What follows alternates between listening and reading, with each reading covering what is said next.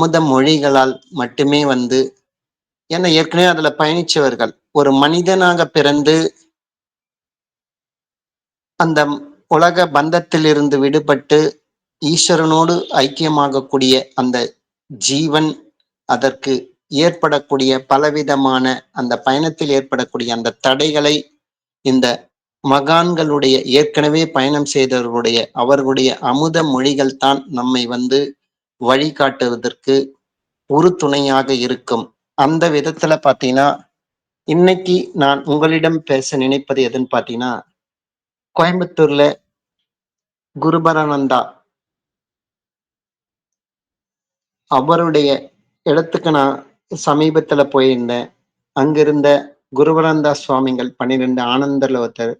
அந்த இடத்துல அவருடைய அமுத மொழிகள் என்ற முறையில பாத்தீங்கன்னா, அது சுவத்துல ஒட்டி வச்சிருந்த ஒரு இதுல.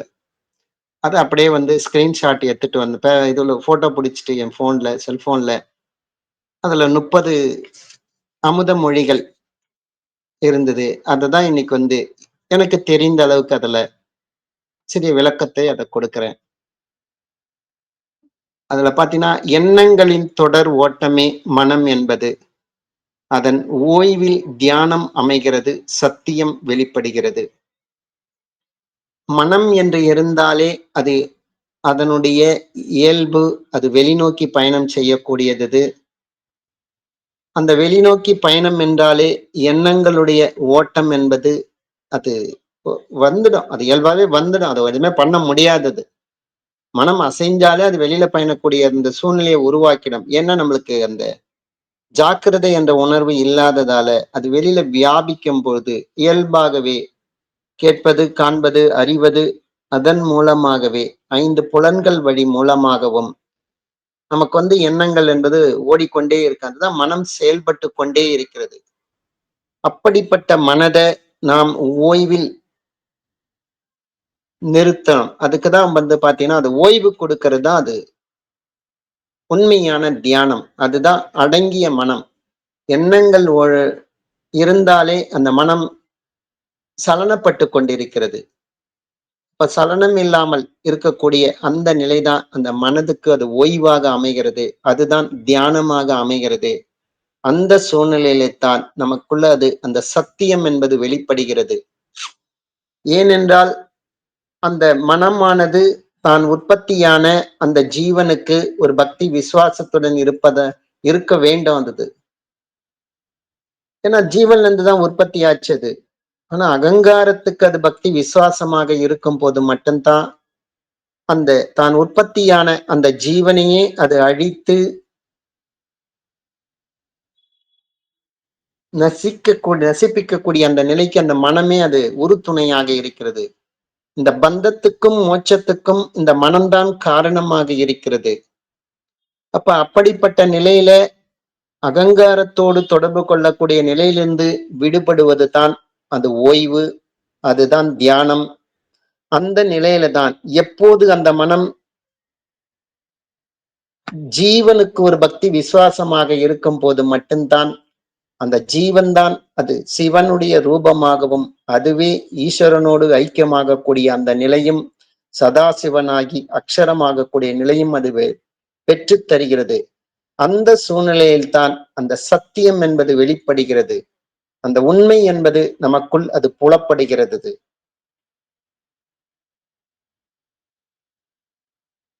அடுத்தது பார்த்தீங்கன்னா, மனதை ஒருமுகப்படுத்துதல் என்பது ஒரு செயல். செயலற்று சிந்தனையற்று இருப்பதே தியானம். நம்ம மனதை ஒருமுகப்படுத்தணும். நம்ம அந்த மாதிரி எண்ணங்கள் ஒன்று இருந்தாலே அது ஒரு செயலாகவே அது மாறிவிடுகிறது. அந்த செயல் என்றாலே மனம் என்பது அசைந்து கொண்டுத்தான் இருந்து கொண்டிருக்கும். அப்ப செயலற்று சிந்தனையற்று இருப்பதே தியானம். அப்ப சும்மா இருப்பதுதான் உண்மையில தியானம். சும்மா இருப்பது என்று அது செயல் என்பது கிடையாது. எப்படி சித்த வேதத்துல தூக்கம் என்பது ஒரு தொழில் என்பது கிடையாது. அதே போல்தான் நம்ம செயலற்று சும்மா இருப்பது அதாவது தூங்காமல் தூங்கி சுகம் பெறும் காலம் எப்பொழுது? சும்மா இருப்பது, சும்மா இருப்பதுதான் சுகம். அப்ப மனதை ஒருமுகப்படுத்தணும் என்ற நம்மளுடைய அந்த முயற்சிகள் எல்லாமே சரியது. அந்த மனதை ஒருமுகப்படுத்த முடியாது. ஆனால் சும்மா இருப்பது 5 புலன்கள், அதன் புலன்கள் வழியாக அந்த ஜீவனை விரயமாக்காமல் அந்த புலன்களை அப்படியே சும்மாகவே நிறுத்துவது தான், செயலற்று இருப்பதுதான். இப்போ கண்ணுடைய பொசிஷன் கூட சரி, சும்மா அது அந்த நாடி இடா பிங்களா சுழுமுனை அந்த 3 நாடிகளையும் சேரும் இடத்தில் அப்படியே அது இடத்துல அப்படியே சும்மா இருக்கணும். அந்த பொசிஷன் வச்சு சும்மா இருக்கிறது. அந்த இடத்துல போயிட்டு கண்ணுடைய பார்வை நிக்க வச்சு சும்மா இருக்கிறது, அவ்வளவுதான். அது மனம் அந்த புருவ மத்தியத்துல வைத்து சும்மா இருப்பது. காது யதார்த்தமாக சும்மா இருப்பது தான் அந்த கதியினுடைய ஓசை. விழுதோ வேலையோ நாம் எடுக்கக்கூடிய அப்படியே சும்மா இருப்பது தான். காதுக்கு, மூக்குக்கு, கண்ணுக்கு, மூக்கு அந்த சுவாசத்தை உள்ள வெளியில விடாம அப்படியே சும்மா இருப்பது தான் மூக்கினுடைய வேலை. வாய் எதுவுமே பேசாது, சும்மா கம்முன்னு இருக்க வேண்டியதுதான். இப்ப கண், காது, மூக்கு அப்படியே சும்மா உக்காந்து அப்படியே சும்மா இருக்க வேண்டியதுதான். அதுதான் அந்த மாதிரி இருந்தாலே இயல்பாகவே அந்த செயலற்று அந்த சிந்தனை இருப்பது அந்த மாதிரி நிலையில் அதுவே நிஷ்டைக்கு அழைத்து செல்லும். புலன்களுக்கு அது நாம் வேலை கொடுப்பதால் தான் அது மனதை ஒருமுகப்படுத்த முடியாதது.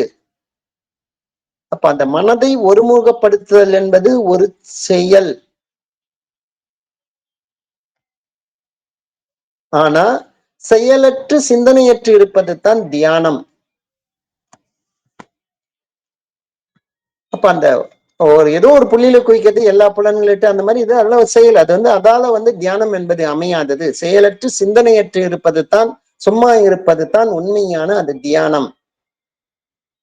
அடுத்தது பாத்தீங்கன்னாலும் தியானம் பயிலாமல் பயிலும் நிலைக்கு உள்ளாக்கச் செய்வதே அனைத்து தியான பயிற்சிகளின் இலக்கு. இதுதான் திருக்குறள் கூட திருவள்ளுவர் வரும், பற்றுக பற்றற்றான் பற்றை. கடைசியில பார்த்தா அந்த பற்றையும் விட்டுதான் ஆகணும். எதை பிடித்தால் இந்த உலகத்தினுடைய அனைத்து பற்றுக்களிலிருந்து விடுபட முடியுமோ அதை பிடித்து அதையும் கட்சியில விட்டுவிட வேண்டும். அதையும் அதை விடுவதற்கான இயல்பாகவே அந்த சூழ்நிலை அமையும். வருது அப்ப எது அதுதான் பயிலாமல் பயிலும் நிலைக்கு உள்ளாக்கச் செய்வதே அனைத்து தியானங்களினுடைய இலக்கு. அதுதான் இலக்காக இருக்கணும்.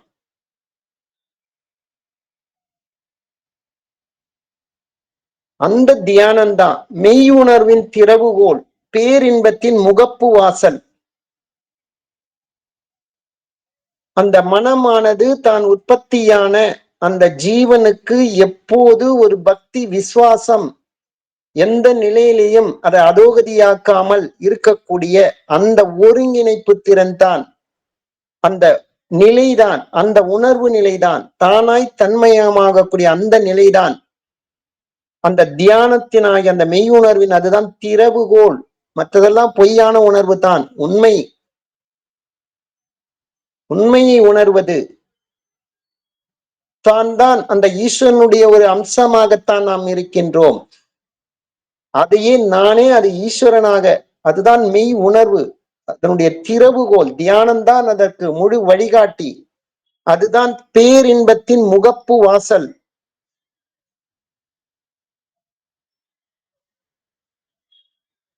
அப்ப அந்த தெய்வீகம் எனும் அந்த அமுத பானத்தை அருந்த செய்வது எதுவோ அதுவே தியானம். அப்ப தன்னை உணர்வதுதான் அது உண்மையான அந்த நிலையில தான் நமக்குள் இருக்கக்கூடிய அந்த அமுதம், பேரானந்த நிலை. அதுக்கு அடிப்படையாக காரணமாக அமைவது எதுன்னு பாத்தீங்கன்னா அதுதான் அந்த தியானம், அந்த தியானம்தான், அந்த உண்மையான அந்த தியானத்தின் மூலமாகத்தான் நம்ப அவரவர்கள் அவரவருடைய ஜீவனை ஈஸ்வரனோடு ஐக்கியமாகக்கூடிய அந்த நிலையை அது பெற்றுத்தரும். அது இயல்பாகவே அந்த தூய்மையான உள்ளத்தில் தியானம் இயல்பாக அந்த அமைவதற்கான வாய்ப்புகள் உண்டு. தூய்மையான உள்ளத்தில் தியானம் இயல்பாக அமைய வாய்ப்புக்கு உண்டு. அப்ப தூய்மையான உள்ளம் எது? அந்த உள்ளத்தில் எண்ணங்களுடைய ஓட்டங்கள் இருந்தாலே அது இயல்பாகவே அது தூய்மை இல்லாத நிலைதான். ஒரு அடங்கிய மனம்தான் அது தூய்மையான உள்ளம், தூய்மையான நிலை.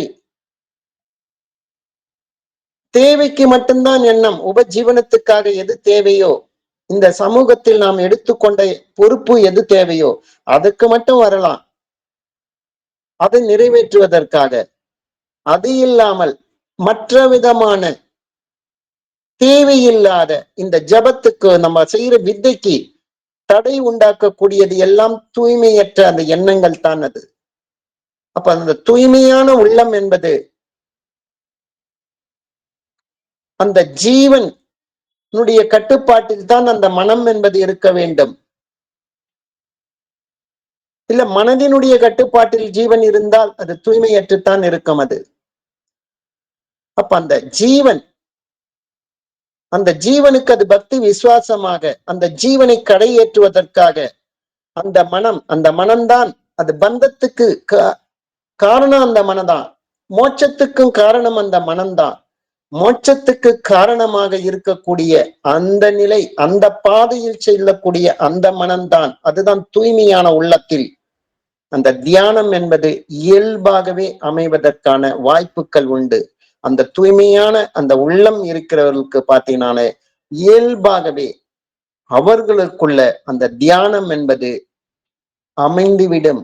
அந்த தூய்மையற்ற அந்த உள்ளங்கள் இருப்பதால் தான் நம்ம பலவிதமான அந்த முயற்சிகளை நாம் மேற்கொண்டு இருக்க வேண்டி இருக்கின்றோம் தியானம் நமக்கு அமைவதற்காக. தூய்மையான உள்ளத்துக்கு அதிக எஃபெக்டே தேவையில்லை, நம்மளுக்கு அதிக ஜீவசக்தி விரயமும் தேவையில்லை, இயல்பாகவே அமைஞ்சுவிடும். ஏன்னா இயல்பு. ஏனென்றால் நமக்குள்ள அந்த சமீரன் கதி, தாய் தந்தையினுடைய ஆண் பெண்ணுடைய சம்போகத்தில் தான் ஒரு ஜீவன் உதித்தது.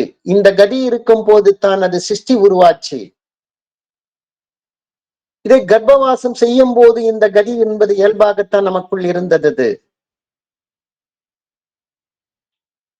தினசரி நாம் தூங்கும் போது எந்த ஒரு முயற்சியும் இல்லாமல் இயல்பாகவே அமைந்துகிறது. சலனப்படக்கூடிய அந்த மனதில் பகல் இருக்கும்போது நம்மளால இயல்பாக அந்த சுவாசம் வருதா? சமீரன் கதி வரலையே. மனம் தூய்மையான மனம் அந்த உள்ளத்தில் இருக்கும் போது தான் இயல்பாகவே நம்ம இரவு தூங்கும் போது ஜீவசக்தியான விரயம் செய்யவில்லை அந்த மனமானது. அப்ப இயல்பாகவே அது தூய்மையானது மனமாக இருப்பதால் தான் நம்ம தினசரி தூங்கும் போதும் இயல்பாகவே நமக்குள் அந்த சமீரன் கதி என்பது நமக்குள்ள இயல்பாகவே அது ஓடுகிறது. அப்ப அந்த தூய்மையான உள்ளத்தில் தான் அந்த தியானம் என்பது இயல்பாகவே அமைய வாய்ப்புண்டு. அடுத்தது பாத்தீங்கன்னா தியானம் ஒரு சிறந்த மருந்து. உள்ளத்தின் இந்த உடலின் பிரச்சனைகளை அது தீர்த்து வைக்கும். நாம் செய்யக்கூடிய இந்த பயிற்சி என்பது இது உடல்ல நடக்குதா, இல்ல மனதுல நடக்குதா, இல்ல நம்ம ஜீவன்ல நடக்குதா, எதில் இதில் மிகப்பெரிய இது மாற்றத்தை உண்டு பண்ணுகிறது. பொதுவாக உடற்பயிற்சி இந்த மாதிரி செய்யறது, யோகா இதெல்லாம் பாத்தீங்கன்னா உடலில் பல வகையான மாற்றங்கள் அது உண்டாக்கத்துக்கு வாய்ப்புகள் இருக்குது. மனது ஒருநிலைப்படுத்துதல் பயிற்சி இந்த மாதிரி மனதில் வரக்கூடிய பயிற்சிகள். ஜீவனி நடக்கக்கூடிய மாற்றம் தான் நம்மளுடைய பயிற்சி. ஏன் என்றால் எங்கேயோ இந்த மாயையில் நடக்கக்கூடிய விஷயங்களுக்கெல்லாம் பந்தப்பட்டு அதோகதியாகி செத்து போகிற நிலைக்கு பயணம் செய்து கொண்டிருக்கும் இந்த ஜீவனை அது அப்படியே அதனுடைய உற்பத்தி ஸ்தானமான அதனுடைய அந்த ஜீவனுடைய அந்த பிறப்பிடமான அந்த ஈஸ்வரனோடு ஐக்கியமாகக்கூடிய அந்த பயிற்சி தான், அது ஜீவனில் ஏற்படக்கூடிய மாற்றம் தான் நாம் செய்யக்கூடிய இந்த சித்தவித்த பயிற்சி. இதை தாண்டி மற்ற பயிற்சிகள் எல்லாமே சரியது. ஒரு மனதளவில் மாற்றம் ஏற்படுறதுக்கான வாய்ப்புகள் இருக்கும். உடல் அளவில் ஒன்னால் பலன்கள் கிடைப்பதற்கான வாய்ப்புகள் என்பது இருக்கும். ஆனால் ஜீவனில் மாற்றம் இது ஏற்பட்டால் மட்டும்தான், எங்கேயோ இறப்பை நோக்கி பயணம் செய்து கொண்டிருக்கின்ற அந்த ஜீவனில் அதே இறப்பையும் பிறப்பிறப்பையும் வென்று ஈஸ்வரனோடு ஐக்கியமாகக்கூடிய அந்த நிலைக்கு அழைத்து செல்லக்கூடும். அப்ப அந்த ஜீவனில் அது மாற்றம் தான் நடக்கிறது. நம்மளுடைய இந்த பயிற்சி சித்த வித்தை அது கூடவே அதனுடைய சைடு எஃபெக்ட், சைடுடைய பெனிஃபிட் அப்படி கூட சொல்லிக்கலாம். ஒரு நெற்பயிர் விளையக்கூடிய அந்த வயல்ல பாத்தீங்கன்னா அதற்கு பாய்ச்சக்கூடிய அந்த தண்ணீர், அதுக்கு ஏற்றக்கூடிய இந்த உரங்கள் எல்லாம் நெற்பயிர்கள் பலனடைவதோடு அதன் கூட இருக்கக்கூடிய புல்லு செடிகள், பிற உயிரினங்கள் அதெல்லாம் கூட அதனுடைய பலனை அனுபவிக்கின்றது. ஆனால் நம்மளுடைய நோக்கம் நெற்பயிரை வளர்க்க வேண்டும் மட்டும்தான். ஆனால் அது கூட சைடாக புல்லோ மற்ற சின்ன சின்ன பூச்சிகளோ புழுக்களோ தவளை பாம்பு இந்த மாதிரி உயிரினம் கூட அதனுடைய பலனை பெறுகிறது, அதனுடைய சைடு பெனிஃபிட். அதே மாதிரிதான் இந்த சித்த வித்தை, இந்த தியானம் என்பது இந்த ஜீவனில் ஏற்படக்கூடிய மிகப்பெரிய மாற்றம் தான். அந்த ஜீவனை பந்தத்துக்கும் மோட்சத்துக்கும் காரணமாக இருக்கக்கூடிய அந்த மனதை மோட்சத்துக்கே ஒரு வழிகாட்டக்கூடிய அந்த ஜீவனில் ஏற்படக்கூடிய அந்த ஒரு மாற்றம் தான் நமது பயிற்சி. அது கூடவே அதனுடைய சைடு பெனிஃபிட். எப்படி நெல்லிச்சை பயிருக்கு நாம் இடக்கூடிய உரமோ தண்ணியோ கூடவே சேர்ந்து மற்ற பிற ஜீவன்களும் பயனடைகிற மாதிரி இந்த அதன் மூலமாக தியானம் ஒரு சிறந்த மருந்து. கூடவே நம்மளுடைய உள்ளத்திலும் அது மாற்றம் என்பது நிகழ்கிறது, அதனுடைய பிரச்சனைகளை தீர்த்து வைக்கிறது. அதே மாதிரிதான் இந்த உடலினுடைய பிரச்சனைகளையும் அது தீர்த்து வைக்கிறது. ஏனென்றால் சதா பிராணாயாமிக்கு யாதொரு வியாதியும் இல்லை. இதைதான் ஞானபிதா நமக்கு சொல்லி இருக்கிறார். அதுதான் சிறந்த மருந்து, தியானம் தான். அது நமது சித்த வித்தை தான் சிறந்த மருந்து. சதா பிராணாயாமிக்கு யாதொரு வியாதியும் இல்லை, அப்படிப்பட்ட மருந்து அது. அப்ப நம்ம செய்யக்கூடிய இந்த பயிற்சி தான் ஒரு சிறந்த மருந்து. அடுத்தது பார்த்தீங்கன்னாலும் புற உலக நாட்டத்தில் கீழ்நோக்கி ஓடும் சக்தியை உள்நோக்கி செலுத்துவதே தியானம். ஏதோ வெளியில் இருக்கக்கூடிய மாயையில் இருக்கக்கூடிய பணமோ பேரோ புகழோ அந்தஸ்தோ ஒரு அதிகாரமோ இப்படி கீழ்நோக்கி தன்னுடைய ஜீவனை அதோகதியாக்கி கொண்டு மரணிக்க செய்யக்கூடிய, அதை கீழ்நோக்கி போகக்கூடிய அந்த சக்தியை உள்நோக்கி செலுத்துவதே தியானம். அது அப்படியே இந்த ஜீவன் இருந்தால்தான் நம்ம சம்பாதிக்க முடியும், பேர் புகழ் எடுக்க முடியும். ஏதோ ஒரு கிண்ண சாதனை கூட நம்மளால செய்ய முடியும். இந்த ஜீவன் இல்லை என்றால் இந்த ஜீவனை வைத்துத்தானே நம்ம எல்லாமே செய்கின்றோம். ஆனால் அதில் தான் இன்பம் இருக்கிறது என்று கீழ்நோக்கி ஓடும் சக்தியை இல்லை. இதற்கெல்லாம் அடிப்படை காரணமாக இருக்கின்ற உண்மையான சுகம், ஆனந்தம் எங்கிருக்கிறது? அது ஜீவனில் தான் இருக்கிறது. அதை நோக்கி பயணம் செய்வதே. அப்ப அந்த சக்தியை விரயமாக்காமல் 5 புலன்கள் வழியாக தனக்குள்ளேயே அது எடுத்து செல்லக்கூடிய அந்த நிலையை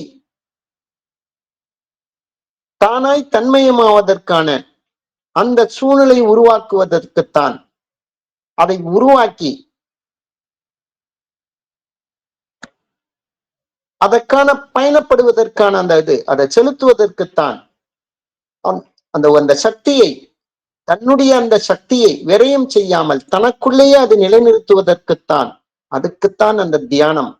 உள்நோக்கி செலுத்துவது தான் அது தியானம்.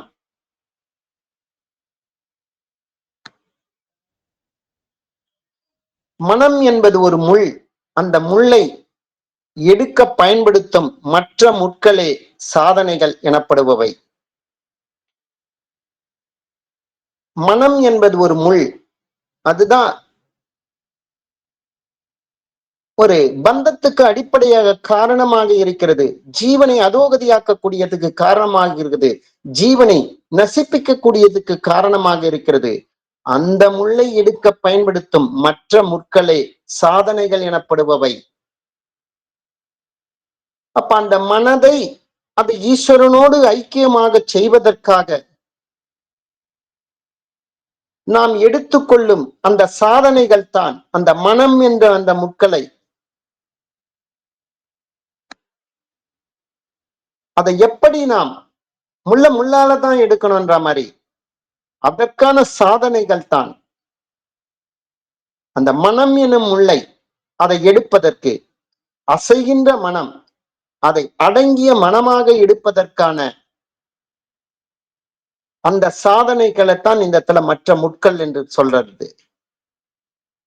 அப்ப முள்ளாலத்தான் எடுக்கணும்ன்ற மாதிரி அந்த மனதை அந்த அடங்கிய மனமாக ஆக்க வேண்டும். சலனப்படுகின்ற அந்த மனதால் தான், வெளியில் வியாபிக்கக்கூடிய அந்த மனதால் தான் ஒவ்வொரு தனிப்பட்ட ஜீவனுக்கும் அவரவர்களுக்கும் அதுவே பெரிய சோதனையாகவும் ஜீவன் நசிப்பித்து செத்துப்போகும் நிலையை பெற்று அந்த நிலையை மாற்றுவதற்குத்தான் அதற்கு நாம் எடுத்துக்கொள்ளும் அந்த வழிமுறைகள் தான் சாதனைகள். ஜீவனோடு ஐக்கியமாக கூடிய அந்த நிலையை பெற்று தருக அதுதான் சாதனைகள். அதுதான் மற்ற முட்களை சாதனைகள் எனப்படுபவை. அதே மாதிரி பாத்தீங்கன்னா உலக ஆதாயவாதத்தில் தியானத்திற்கு இடமில்லை. கலைகளுக்கு கூட அங்கு இடமில்லை. உலகத்தினுடைய ஆதாயவாதத்தில் தியானத்துக்கு இடமில்லை. அப்ப உலகத்துல நான் சம்பாதிக்கணும்னு நினைக்கிறது ஜீவனை விரயமாக்கக்கூடிய எந்த செயலாக இருந்தாலும் இதுக்கெல்லாம் தியானத்துக்கு இடம் கிடையாது. கலைகளுக்கு கூட அங்கு இடமில்லை. பல வகையான திறமைகள் எத்தனை இருந்தாலும் எல்லாமே இந்த ஜீவனை வச்சுதான் நம்ம செய்யறோம். அது ஜீவனை அதோகதியாக்கித்தான். நான் பரதநாட்டியத்துல சூப்பர், நான் கிரிக்கெட்ல சூப்பர், இந்த மாதிரி எந்தவித சாதனையாக இருந்தாலும், நான் கிண்ண சாதனையை புரிந்தாலும் அந்த அந்த கலைகளுக்கெல்லாம் எல்லாமே ஜீவனை பணையம் வைத்துத்தான் நாம் செய்கின்றோம். அப்ப அந்த உலகத்தினுடைய ஆதாயவா தியானத்துக்கு இடமில்லை. தானாய் தன்மையாவதற்கு இதெல்லாம் சப்போர்ட் பண்ணுமா? பண்ணாதது. அதுக்குதான் தியானத்துக்கு அது இடம் இல்லை. கலைகளுக்கு கூட அங்கு இடமில்லை. அப்ப உலகியல் விஷயத்தில் இருக்கக்கூடிய எந்த கலைகளுக்கும் அதன் மூலமாக ஜீவசக்தியான வாயு விரயம்தான். அதைவிட முக்கியம் ஜீவன் தான், ஈஸ்வரன் தான். அந்த ஜீவன் தான் உற்பத்தியான அந்த ஈஸ்வரனோடு தானாய் தன்மயமாவதற்குத்தான் அதற்கான வழிமுறைத்தான், அதற்கான பாதைத்தான் உண்மையான யோகம். அதற்கு அறிந்து கொள்வது தான் உண்மையான வித்தை. அதை விட்டுவிட்டு எதை அறிந்தாலும் அது ஜீவனை நசிப்பிக்கக்கூடிய செயல்தான். அதுக்குதான் உலக ஆதாயவாதத்தில் தியானத்திற்கு இடமில்லை. கலைகளுக்கு கூட அங்கு இடமில்லை. அன்றாட வாழ்க்கையோடு தியானம் பொருந்தி வரவில்லை என்றால் அது ஆராய்ச்சிக்குரிய ஒன்று. அது நம்ம தினசரி வாழ்க்கையோடு இந்த தியானம் என்பது நமக்குள் அது இயல்பாக அது நடக்கவில்லை என்றால் அது ரொம்ப ரொம்ப யோசிக்க வேண்டிய விஷயம். ஆராய்ச்சிக்குரிய ஒன்று அது. ஏன் அது நடக்கல? அப்போ நம்ம இயற்கைக்கு எதிராக வாழ்ந்து கொண்டிருக்கின்றோம். அதுதான் உண்மை, வேற எதுவுமே கிடையாது. அதுல நாம் இயற்கையோடு ஒன்றுபட்டு ஒற்றுமையாக நாம் வாழவில்லை. இயற்கைக்கு எதிராகவே நாம் பயணம் செய்து கொண்டிருக்கின்றோம்.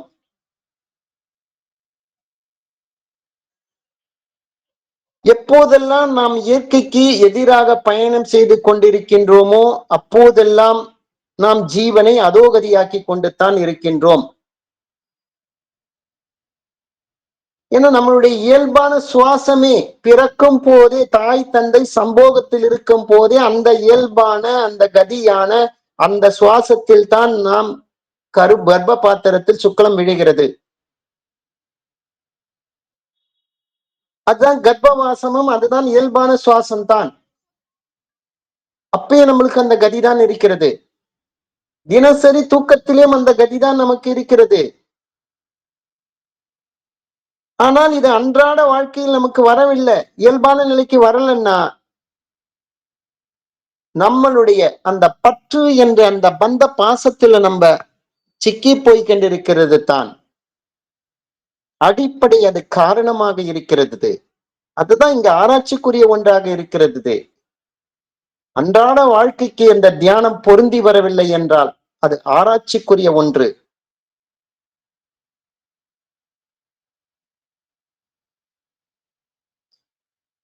அப்ப அது எப்ப நம்ம இயற்கைக்கு எதிராக தான் வாழ்ந்து கொண்டிருக்கிறோம், ஜீவனுக்கு முக்கியத்துவம் கொடுக்கவில்லை, உலகத்தினுடைய அந்த மாயைக்கு தான் முக்கியத்துவம் கொடுத்து இருக்கின்றோம். அதுதான் இயற்கைக்கு எதிரான, அதுதான் ஆராய்ச்சிக்குரிய ஒன்று. அப்ப எங்கு நமக்குள் அது இயற்கைக்கு முரண்பாடாக வாழ்கின்றோமோ அதை சரி பண்ணினால் மட்டுமே, அதை சரி செய்தால் மட்டுமே நம்மளுடைய அன்றாட இயல்பான வாழ்க்கைக்கு இந்த தியானம் என்பது இயல்பாகவே அது பொருந்தி வரும். அது அப்ப அதை தான் நாம் சரி செய்ய வேண்டியது. அடுத்ததாக பார்த்தீங்கன்னாலும் மனதால் செய்யப்படும் எதுவுமே தியானம் அல்ல. தியானம் மனதிற்கு அப்பாற்பட்டது. மனம் என்பது எப்பயுமே இயங்கக்கூடியது. அது இயங்குவதற்கு அடிப்படை காரணமாக இருப்பது புலன்கள். அந்த புலன்கள் பொறுத்தவரை அது மனம் என்பது புலன்கள் மூலமாகத்தான் அதுக்கு செயல்படுகிறது. அப்ப அது தியானம் என்பது அது இயல்பாவே கிடையாது. எப்போது மனம் என்பது செயல்படாமல் அடங்கிய மனமாக இருக்கும் போது, ஒரு ஜாக்கிரதை நிலையில் இருக்கப்படுக்கும் போது தான் அது தியானம் என்பது இயல்பாகவே அமைகிறது.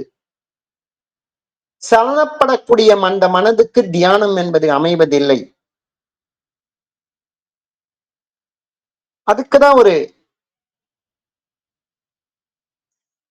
ஆடிக்கொண்டிருக்கும் ஊசியினிடத்தில் நூலை எப்படி கோர்க்க முடியாததோ, ஒரு ஊசி நான் தினமும் தையலுக்கு பயன்படுத்தக்கூடிய அந்த ஊசி, ஒரு துணி கூட ஏதோ தேஞ்சு போச்சு தைக்கிறனா கூட ஒரு ஊசி வச்சு நம்ம தைக்கிறோம்ல, அந்த ஊசி ஆடிக்கொண்டே இருந்திருந்தால் நம்மளால எப்படி அந்த நூலை அதற்குள் கோர்க்க முடியும்?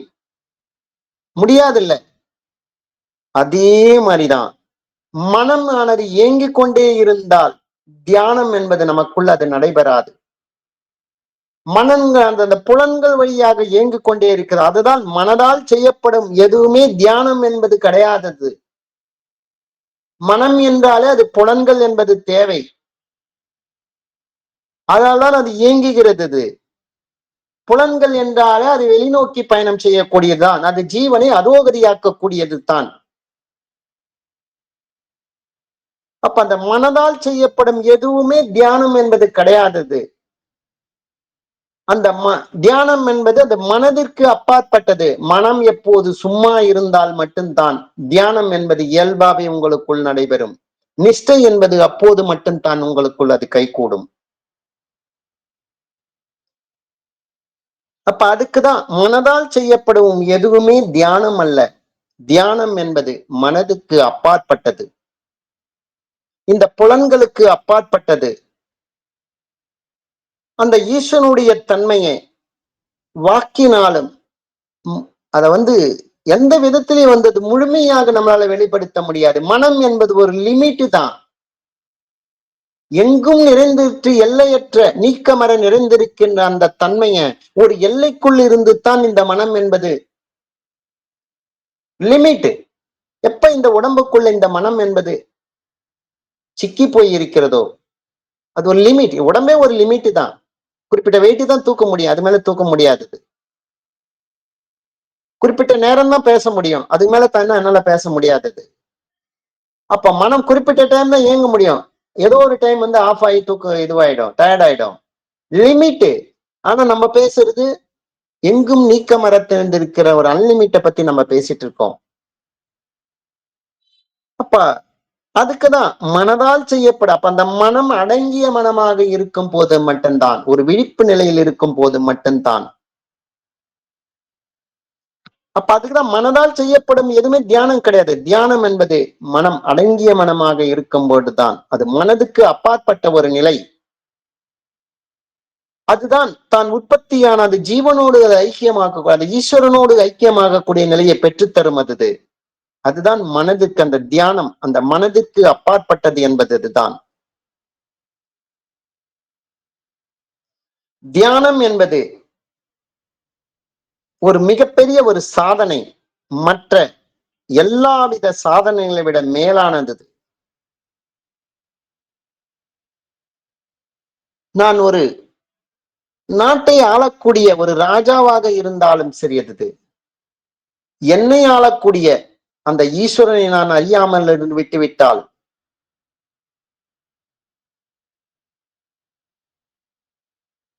என்ன பயன் அது? தன்னை உணர்வது தான், தன்னை உணர்ந்தால்தான் அந்த ஜீவன். அதுக்குதான் தியானம் என்பது ஒரு மிகப்பெரிய சாதனை. அதுதான் அந்த இடத்துல வித்தை. அந்த வித்தையை நாம் அறிந்து கொள்வது தான். எங்கேயோ எங்கிருந்தோ அது உற்பத்தியாகி தொலைந்து விட்டது. இந்த மனம் மூலமாக அந்த ஜீவன் மாயையிலுடைய அந்த பந்தங்களிலேயே சிக்கி போய் இருக்கிறது அந்த மனமானது. அதாலேயே அந்த ஜீவன் அதோகதி ஆகிறது. அதுக்குத்தான் அதை அப்படியே அதை ஈஸ்வரனோடு திருப்பக்கூடிய அந்த வழிமுறைதான் தான் உற்பத்தியான அந்த மனம் அந்த ஜீவனோடு ஐக்கியமாகணும். அந்த ஜீவன் ஈஸ்வரனோடு ஐக்கியமாகணும்.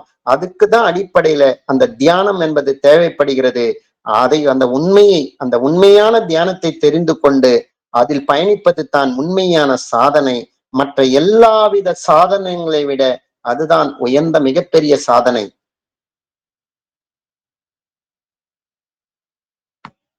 அப்ப அந்த உலகத்தினுடைய மாயையில் ஏற்படக்கூடிய சாதனைகள் என்றும் முழுமையான சாதனை என்பது அது கிடையாது. இதுதான் உண்மையான சாதனை. இந்த மாயையில ஜெயிச்சு இதனுடைய சாதனைகளை ஜீவனை தான் உற்பத்தியான இடத்திலே ஈஸ்வரனுடைய ஐக்கியமாக செய்ய விடாமல் இந்த ஜீவனை அதோகதியாக்கினால் அதெல்லாம் சாதனை என்பது கிடையாதது. தன்னை உணர்வது தான் உண்மையான சாதனை. அதுக்குதான் ஒரு இந்த தியானம் என்பது ஒரு வழிகாட்டி. அதுதான் இந்த தியானத்தை சந்தையில் விற்கவோ வாங்கவோ முடியாது. அந்த வகையில இது ஒரு பயனற்ற கலை. இப்ப நான் ஈஸ்வரனோடு ஐக்கியமாக வேண்டும் என்றால் நான் தான் என்னுடைய சாதனையை நாம் செய்ய வேண்டும்.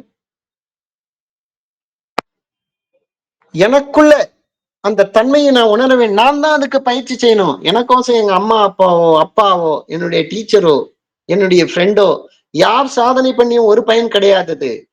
என் ஜீவனை நான் ஈஸ்வரனோடு ஐக்கியமாக செய்ய வேண்டும் என்றால் அதற்கான அவரவர்கள் தான் அவரவர்களுடைய அந்த ஜீவனை அந்த பிரம்மந்தரத்தை தட்டி தெரிந்து அதில் ஐக்கியமாக செய்ய வேண்டும். அடுத்தவர்களால ஒன்னும் பண்ண முடியாதது. இதுல லஞ்சம் குத்தோ இல்ல அடுத்தவங்களை ஐஸ் வச்சு பேரு புகழ் புகழ்ந்தோ இந்த சாதனையை செய்ய முடியாதது. அப்ப அந்த தியானத்தில் சந்தையில் விற்கவோ வாங்கவோ முடியாது.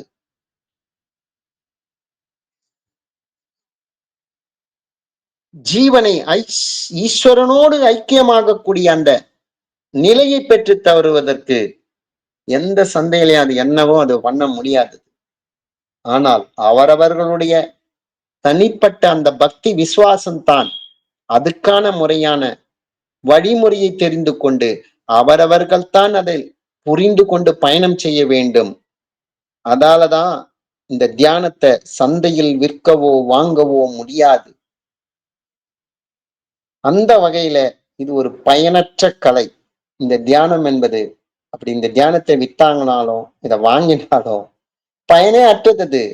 ஒன்னும் பண்ண முடியாது. அவரவர்கள் தான் அது முயற்சி செய்யணும். அது மற்றதால ஒண்ணுமே பண்ண முடியாதது. மற்றவங்களால வழிதான் காட்ட முடியும். அடுத்தவர் எனக்கு வழிதான் காட்ட முடியும். ஆனால் செய்ய வேண்டியது என்னுடைய பொறுப்பு. ஞானப்பிதாவே இதான் சொல்றாரு. ஞானப்பிதாவை எவ்வளவு கும்பிட்டும் பிரயோஜனம் கிடையாதது. போற்றி புகழ்ந்தும் பயன் கிடையாதது. அவர் சொன்ன இந்த சித்த வித்தையை சதா சர்வகாலமும் நமக்குள் நடத்தினால் மட்டும்தான் அது நான் ஈஸ்வரனோடு ஐக்கியமாக முடியும். அது அதை விட்டுட்டு அவரை புகழ்ந்து பேசுவதால ஒரு பயனும் கிடையாதது. அவர் சொன்ன பாதையை நான் வழிகாட்டியதை நான் அதன் மூலம் பயணித்தால் மட்டும்தான் எனக்கு அது முழு பலனை பெற்றுத்தரும். அதுக்குதான் இந்த தியானத்தை சந்தையில் விற்கவோ வாங்கவோ முடியாதது. அந்த வகையில் இது ஒரு பயனற்ற கலை. அது தியானம் உனது பிறப்புரிமை. அது உன்னை இளைப்பாற அழைக்கின்றது. ஒவ்வொரு ஜீவனுடைய அடிப்படை பிறப்புரிமை அது தியானம்தான். நமக்குள் இருக்கக்கூடிய அந்த இயல்பான சமீரன் கதி சதா சர்வகாலமும் இந்த ஜீவனை விரயம் செய்யாமல் எந்த ஒரு ஜீவன் பிறந்திருந்தாலும் அந்த ஜீவன் எங்கிருந்து பிறந்ததோ அதே இடத்திற்கு திரும்பி செல்வது தான் அதனுடைய பிறப்புரிமை. அதுக்குத்தான் இந்த தியானம் என்பது சப்போர்ட் பண்றது. அது உன்னை இளைப்பாற அழைக்கின்றது. அப்போது தான் சாந்தியும் சமாதானமும் அந்த பேரானந்தமும் அந்த ஜீவனில் அமைதியும் சதா சர்வகாலமும் குடிகொண்டிருக்கும். அதுதான் இளைப்பாற அழைக்கிறது. அந்த பிறப்புரிமையை நாம் பெற்றே தீர வேண்டும். அந்த ஒரு வைராகியம் தான் நமக்குள்ள அது தேவை. தியானம் உனது பிறப்புரிமை. அது உன்னை இளைப்பாற அழைக்கின்றது. அதே தியானம் என்பது உன் சொந்த வீட்டுக்கு திரும்புதல் அன்றி மற்றொன்றல்ல. தியானம் என்பது உன் சொந்த வீட்டுக்கு திரும்புதல் அன்றி மற்றொன்று அல்ல. அதுதான் அந்த ஜீவன் எங்கிருந்து அது உற்பத்தி ஆச்சு, தனக்குள் அது எங்கிருந்து அது செயல்படுகிறது. ஆகாசத்துல மத்தியத்துல அது ஜீவன் நமக்குள் இருக்கக்கூடிய அந்த பிரம்மந்தரத்தில் ஜீவன் அது இருக்கும் இடம், அந்த அகங்காரம் ஒடுங்கும் இடம் மனதில், மனம் ஒடுங்கும் இடம் ஜீவனில், அந்த ஜீவன் ஒடுங்கும் இடம் ஈஸ்வரனிடத்தில். தானாய் தன்மயமாகுவது தான் அது சொந்த வீட்டுக்கு திரும்புதல். அகங்காரம் அதனுடைய சொந்த வீட்டுக்கு திரும்புதல், மனம் அதனுடைய சொந்த வீட்டுக்கு திரும்புதல், ஜீவன் அதனுடைய சொந்த வீட்டுக்கு திரும்புதல். அதுக்குத்தான் தியானம் தேவை. அதுக்கான பாதை தான் தியானம். அந்த உண்மையான அந்த தியானம். அதை தவிர வேற எதுவுமே கிடையாது.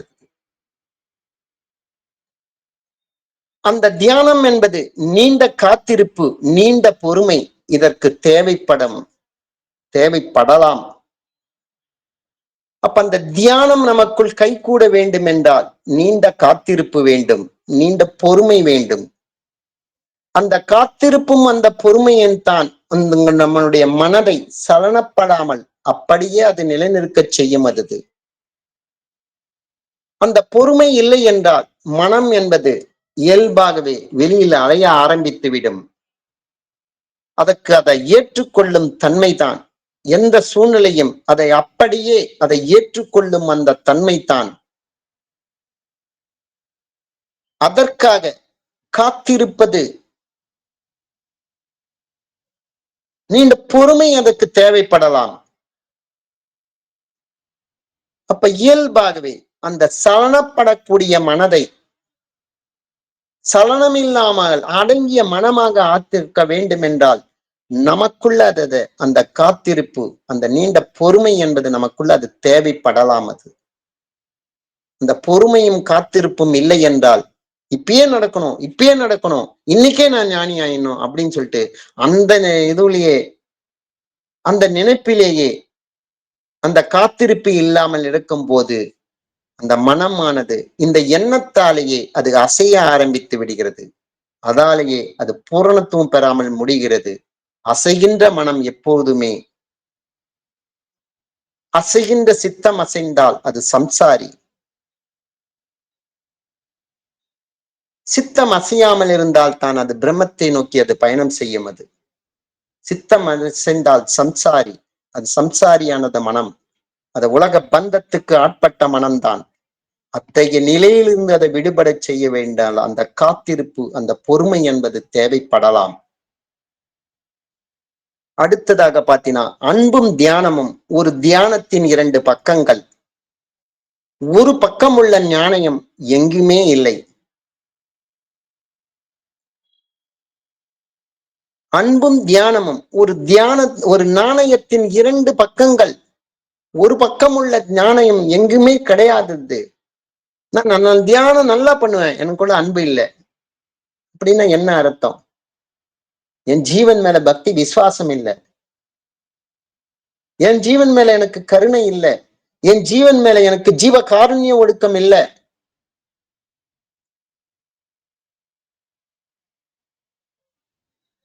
அன்புன்னு ஒண்ணு இயல்பாகவே ஒருவருக்குள் இருந்தாலே தியானம் என்பது இயல்பாகவே அவர்களுக்குள் கைகூடும்.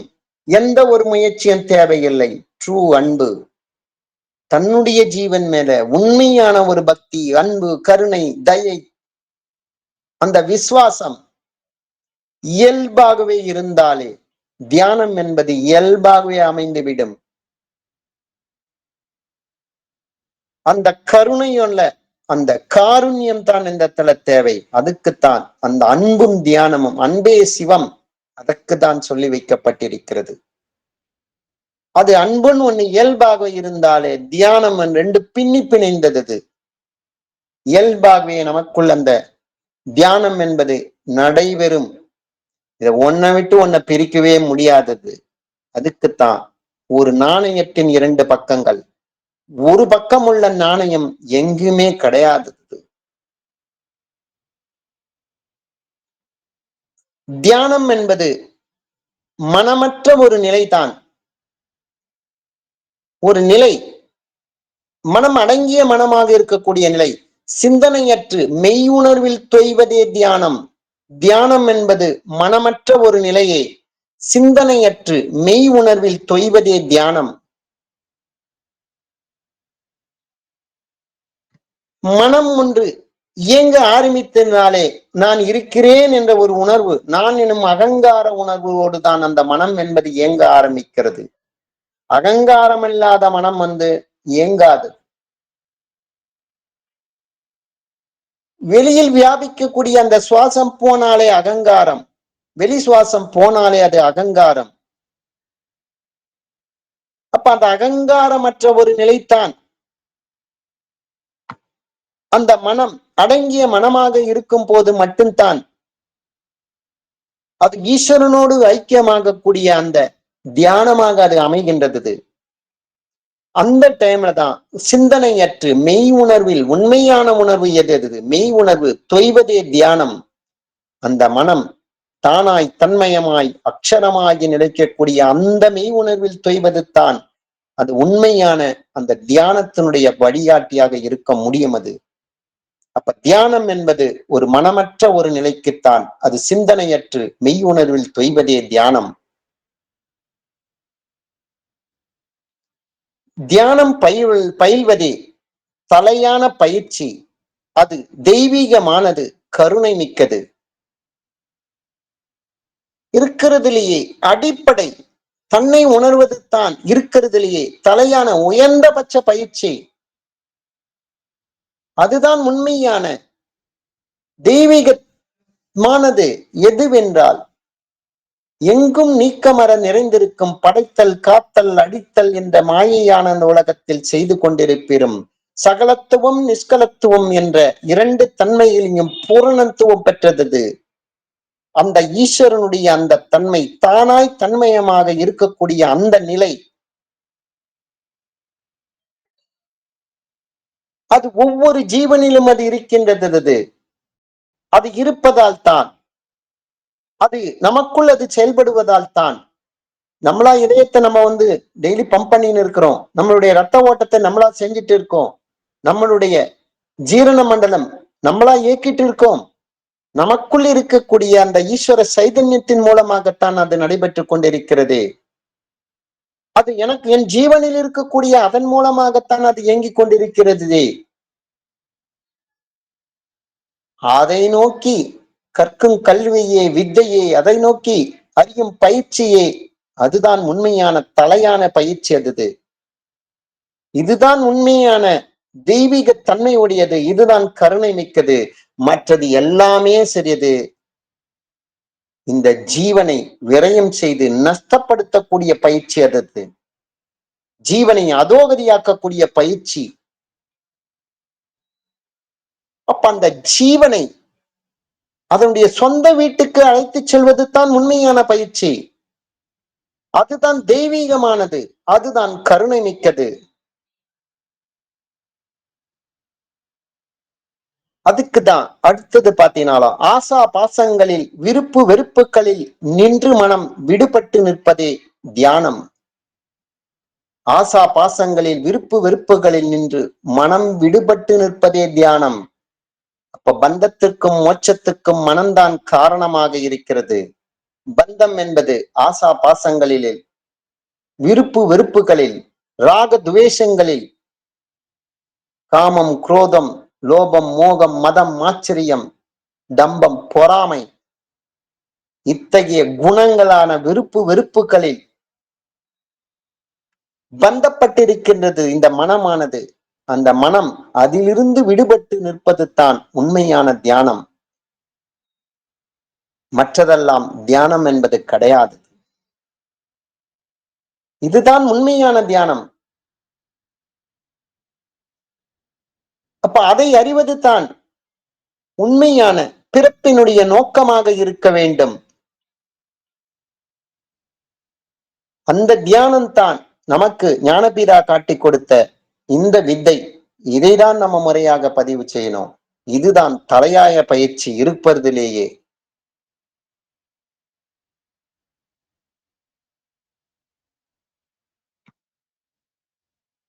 தியானம்தான் வாழ்வு. தியானமின்மையே மரணம். மனதை வெல்ல வெல்ல ஒரே ஆயுதம் தியானம். தியானம்தான் வாழ்வு. இந்த சித்த வித்தை தான். இதன் மூலமாகத்தான் அந்த ஜீவனுக்கு முழுமையான வாழ்வு, பூரணத்துவம் பெற்ற வாழ்வு, ஆனந்தத்திலேயே பிறந்து ஆனந்தத்திலேயே லயிக்க வேண்டும். பிறப்பே ஆனந்தம். ஆனால் பிறக்கும் போது ஆனந்தத்தில் பிறக்கின்றோம். இறக்கும் பொழுது ஆனந்தத்திலா இறக்கிறார்கள். இப்போ பிறக்கும் போது ராஜாவின் வழி, ராஜாக்கள் பண்ணக்கூடிய வழி, இறக்கும் போது ஏதோ ஒரு மாற்று வழி. அதே வழி இல்லை. ஆனால் அதே பிரம்மந்தரத்தில் இருந்து தான் நாம் பிறந்தோம்.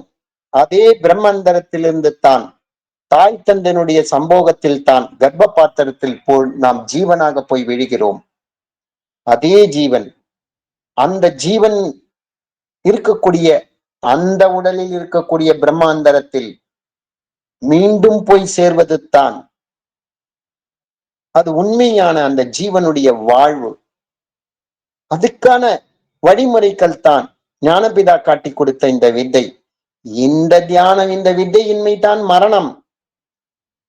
அப்ப இந்த மரணத்தை வெல்லக்கூடிய ஒரே ஆயுதம் இந்த தியானம் மட்டும்தான்.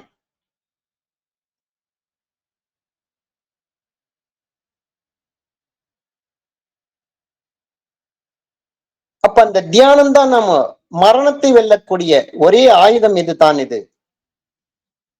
அடுத்ததாக பாத்தீங்கன்னா, வேகத்திற்கும் விரைப்பிற்கும் எதிரானது தியானம்.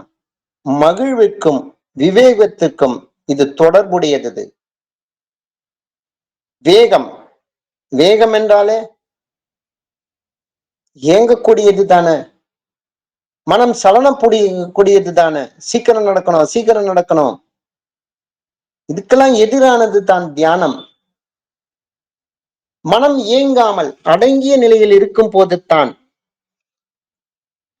அதுதான் மகிழ்ச்சிக்கு, அதுதான் விவேகம். ஜீவனை விரயமாக்குவது எல்லாமே விவேகம் கிடையாதது. ஜீவனை உற்பத்தியான இடத்திலேயே நிலைநிறுத்துவது தான் உண்மையான விவேகம். அதுதான் உண்மையான மகிழ்ச்சி. அதுக்குதான் இந்த தியானம் என்பது தொடர்புடையது. உலகியலுடைய சாதனைகள் தான் நாம் வேகம், விவேகம், அதெல்லாம் இதுதான் முக்கியம்ன்றது. இதெல்லாம் தியானத்துக்கு எதிரானது. அதைவிட முக்கியமானது ஜீவனை தானாய் தன்மயமாவதற்கான உதவி செய்வது தான் இந்த தியானம். அதுக்குதான் மகிழ்ச்சிக்கும் விவேகத்துக்கும் தொடர்புடையது இந்த தியானம். தியானம் செய்பவன் மறையும் போது தியானம் துவங்கப்படுகிறது. தியானம் செய்பவன் மறையும் பொழுது தியானம் துவங்கப்படுகிறது.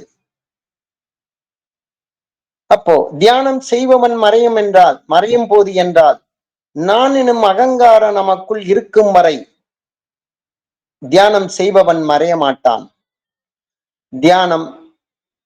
தியானம் செய்யப்படும் பொருள், தியானம் செய்பவன், 3 நிலைகள், 3மே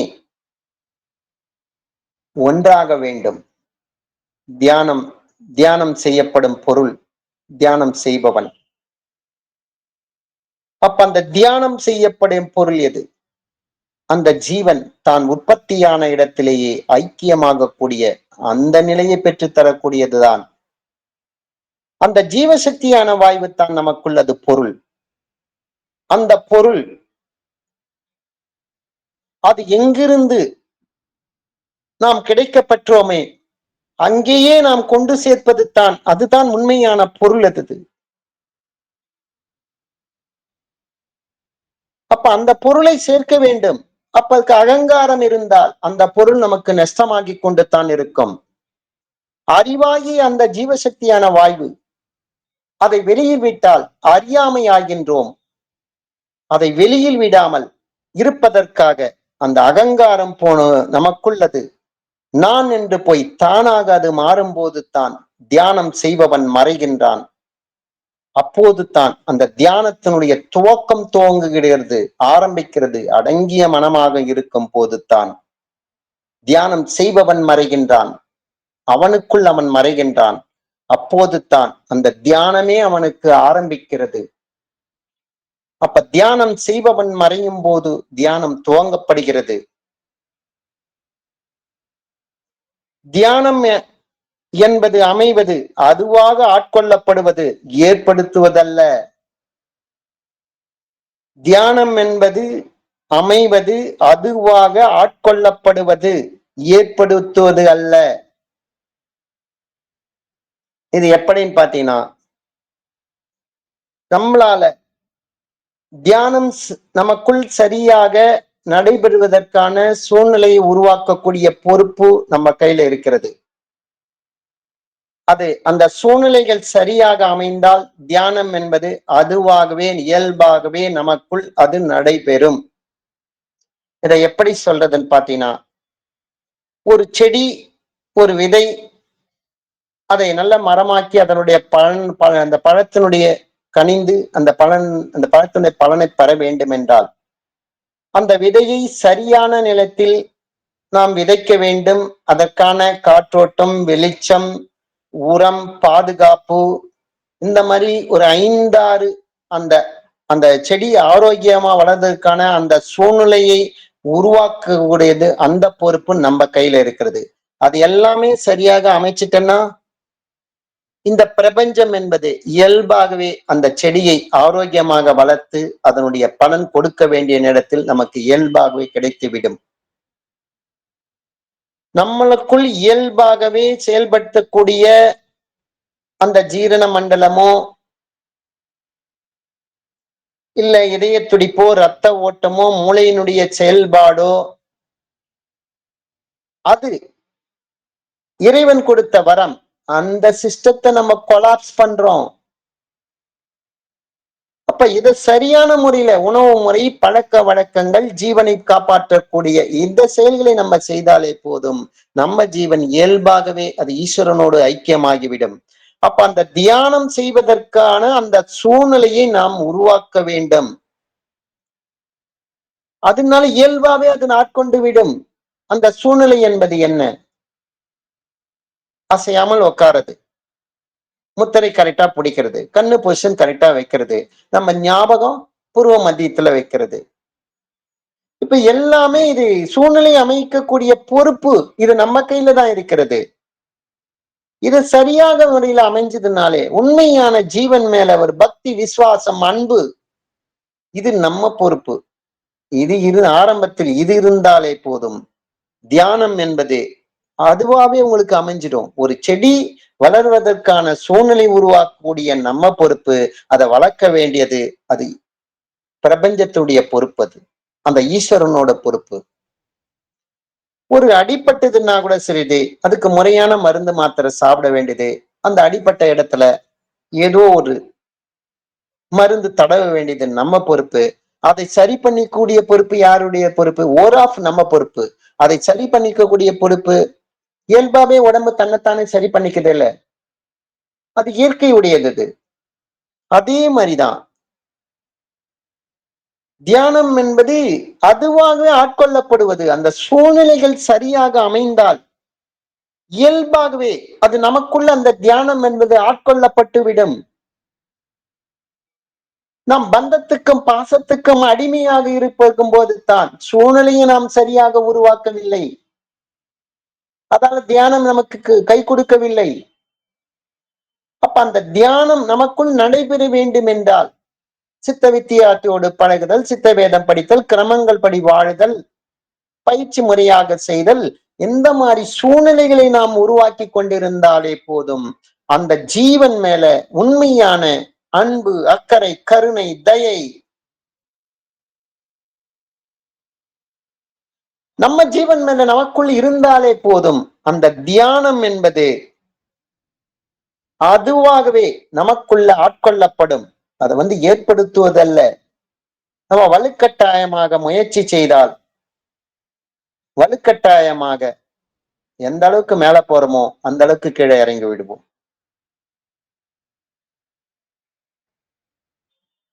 அப்ப அது இயல்பாவே நடக்கணும். எதுவும் வலுக்கட்டாயமாக நடந்தாலே எந்த அளவுக்கு வலுக்கட்டாயமாக மேல் நோக்கி பிரம்மந்தத்தை தட்டி திறக்கிறோமோ அந்த அளவுக்கு வலுக்கட்டாயமாக அதுக்கு உடனே அந்த ஸ்பாட்டு கீழே இறங்கிடும். குண்டலி எழுப்புறன்னு சொல்லிட்டு வலுக்கட்டாயமாக எழுப்பினால் வலுக்கட்டாயமாக அது கீழே இறங்கிவிடும். அப்ப அது இயல்பாகவே அது நடக்கணும். சூழ்நிலைகள் அமைந்தால் இயல்பாகவே ஒரு அமைந்துவிடும். சூழ்நிலை ஜீவன், ஜீவசக்தியான வாயு, சுக்கிலம், சுரோனிதம் இதெல்லாம் எங்கு ஒன்று சேருகிறதோ அங்கு ஒரு ஜீவன் உருவாகிறது. அதனுடைய தன்மைக்கேற்ற மாதிரி. அதே மாதிரிதான் அந்த சூழ்நிலை உருவாகும் போது இயல்பாகவே அதுக்கேற்ற மாதிரி ஏதோ ஒன்று அந்த உற்பத்தி சிருஷ்டி ஆகிறது. அதே மாதிரிதான் தியானம் என்பது இயல்பாகவே நமக்குள் அது ஆட்கொள்ளப்படணும். நம்ம ஏற்படுத்தினா அது அமையாது. அதுக்கான சூழ்நிலை உருவாக்கக்கூடிய பொறுப்பு மட்டும்தான் நமக்குள்ள இருக்கிறது. அடுத்தது பாத்தீங்கன்னா, தியானம் உனது இயல்பாகும் போது சத்தியம் உன் வடிவில் நடமாட துவங்குகிறது. தியானம் உனது அதாவது நமக்கு இயல்பாகும் போது சத்தியம் உன் வடிவில் நடமாட துவங்குகிறது. இயல்பாகவே என்னுடைய ஜீவன் மீது எனக்கு முழு பக்தி விசுவாசத்தோடு இருக்கும் பொழுது அதுக்கான சூழ்நிலையில் இருக்கும் போது தியானம் என்பது எனக்குள்ள அது இயல்பாகவே நடைபெறுகிறது. அப்ப பாத்தீங்கன்னா சத்தியம் உன்வடிவில் நடமாடத் தொடங்குகிறது. அதுதான் ஞானிகளுடைய நிலை, ஆனந்தர்களுடைய நிலை அதுதான். இப்ப நம்ம வடிவில் அது அப்ப இயல்பாகவே ஞானபிதா இந்த நிலையில் இருக்கிறதால தானே 5 ஆசனங்களை நிறுவினார். யாருக்கெல்லாமே அவர்களுடைய மனமாகிய அந்த உலகம் சாந்தியும் சமாதானமும் பெற வேண்டி உலக சாந்திக்குள்ள ஜீவிதம் தேவைப்படுபவர்களுக்கு அதுக்காக ஒரு வழிகாட்டியாகத்தான இந்த ஆசிரமம், சித்தாசிரமம் என்பது செயல்பட்டு கொண்டிருக்கிறது. அதுல இயல்பாகவே நமக்குள் அந்த அந்த சத்தியம் என்றது ஞானபிதா தன்னுடைய அந்த மனமாகிய அந்த உலகத்தை சாந்தியம் சமாதானத்தோடு வைத்துக் கொண்டதால தான அதற்கான அந்த சமாஜத்தினுடைய வழிமுறையும் உருவாக்கி கொடுத்திருக்கிறாரு. அதன் மூலமாக எத்தனையோ நிலையங்கள் தானே இதில் செயல்பட்டு கொண்டிருக்கிறது. இயல்பாகவே அந்த சத்தியம் என்ற அந்த உணர்வு என்பது யாம் பெற்ற இன்பம் பெருக இவ்வையகம் திருமூலருடைய அந்த வாக்கு, அந்த சத்தியம் அவர் வழியில தான் அது நடமாட துவங்கி இருக்கு நமக்குள்ள அது. அப்ப அந்த தியானம் என்பது இயல்பாக அவருக்குள் நடக்கிறதால தானே இந்த சத்தியம் அவர் வழியில அது தொடங்கி இருக்கிறது. உலக சாந்திக்குள்ள அது ஜீவிதமாக அது அமைந்திருக்கிறது. அப்பதான் அப்போ தியானம் இயல்பாக போதுதான் அந்த சத்தியம் யாருக்கு அது அமையுதோ அவர்கள் வடிவில தான் அது நடமாட துவங்குகிறது.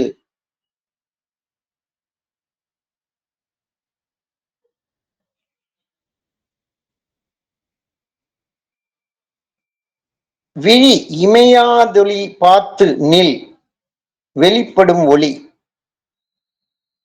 அப்போ விழி நம்ம கண் விழி அதை இமையாததான் எந்த டைமும் சரிது அந்த முழு கவனம் அந்த புருவ மத்தியத்தை நோக்கி கண் பார்த்துட்டே இருக்கணும். ஒரு க்ஷணம் கூட சரியது அதை விலக கூடாதது. அதை பார்த்து நில் வெளிப்படும் ஒளி விழி இமையாதொளி பார்த்து. அப்போ நமக்குள் இருக்கக்கூடிய அந்த அக்னி நேத்திரமான அந்த புருவ மத்தியத்தில் எதுவுமே அந்த பிரகாசிக் கொண்டிருக்கும் அந்த ஒளியை பார்த்து நில் வெளிப்படும் ஒளி. அந்த அக்னி நேத்திரத்துல அந்த இமை அந்த 3 நாடிகளும் சந்திக்கக்கூடிய அந்த அந்த மனம் உற்பத்தியாகக்கூடிய இடம், அகங்காரம் உற்பத்தியாகக்கூடிய இடம், ஜீவன் நமக்குள் அது வெளிப்படக்கூடிய இடம். அத ஒரு க்ஷணம் கூட சிறியது அந்த மனதை விலகாமல் தான் உற்பத்தியான இடத்திலேயே அதை நிலைநிறுத்துவது தான். அப்பதான் நமக்குள்ள இருந்து அந்த பிரகாசம் என்பது அது வெளிப்படும். அது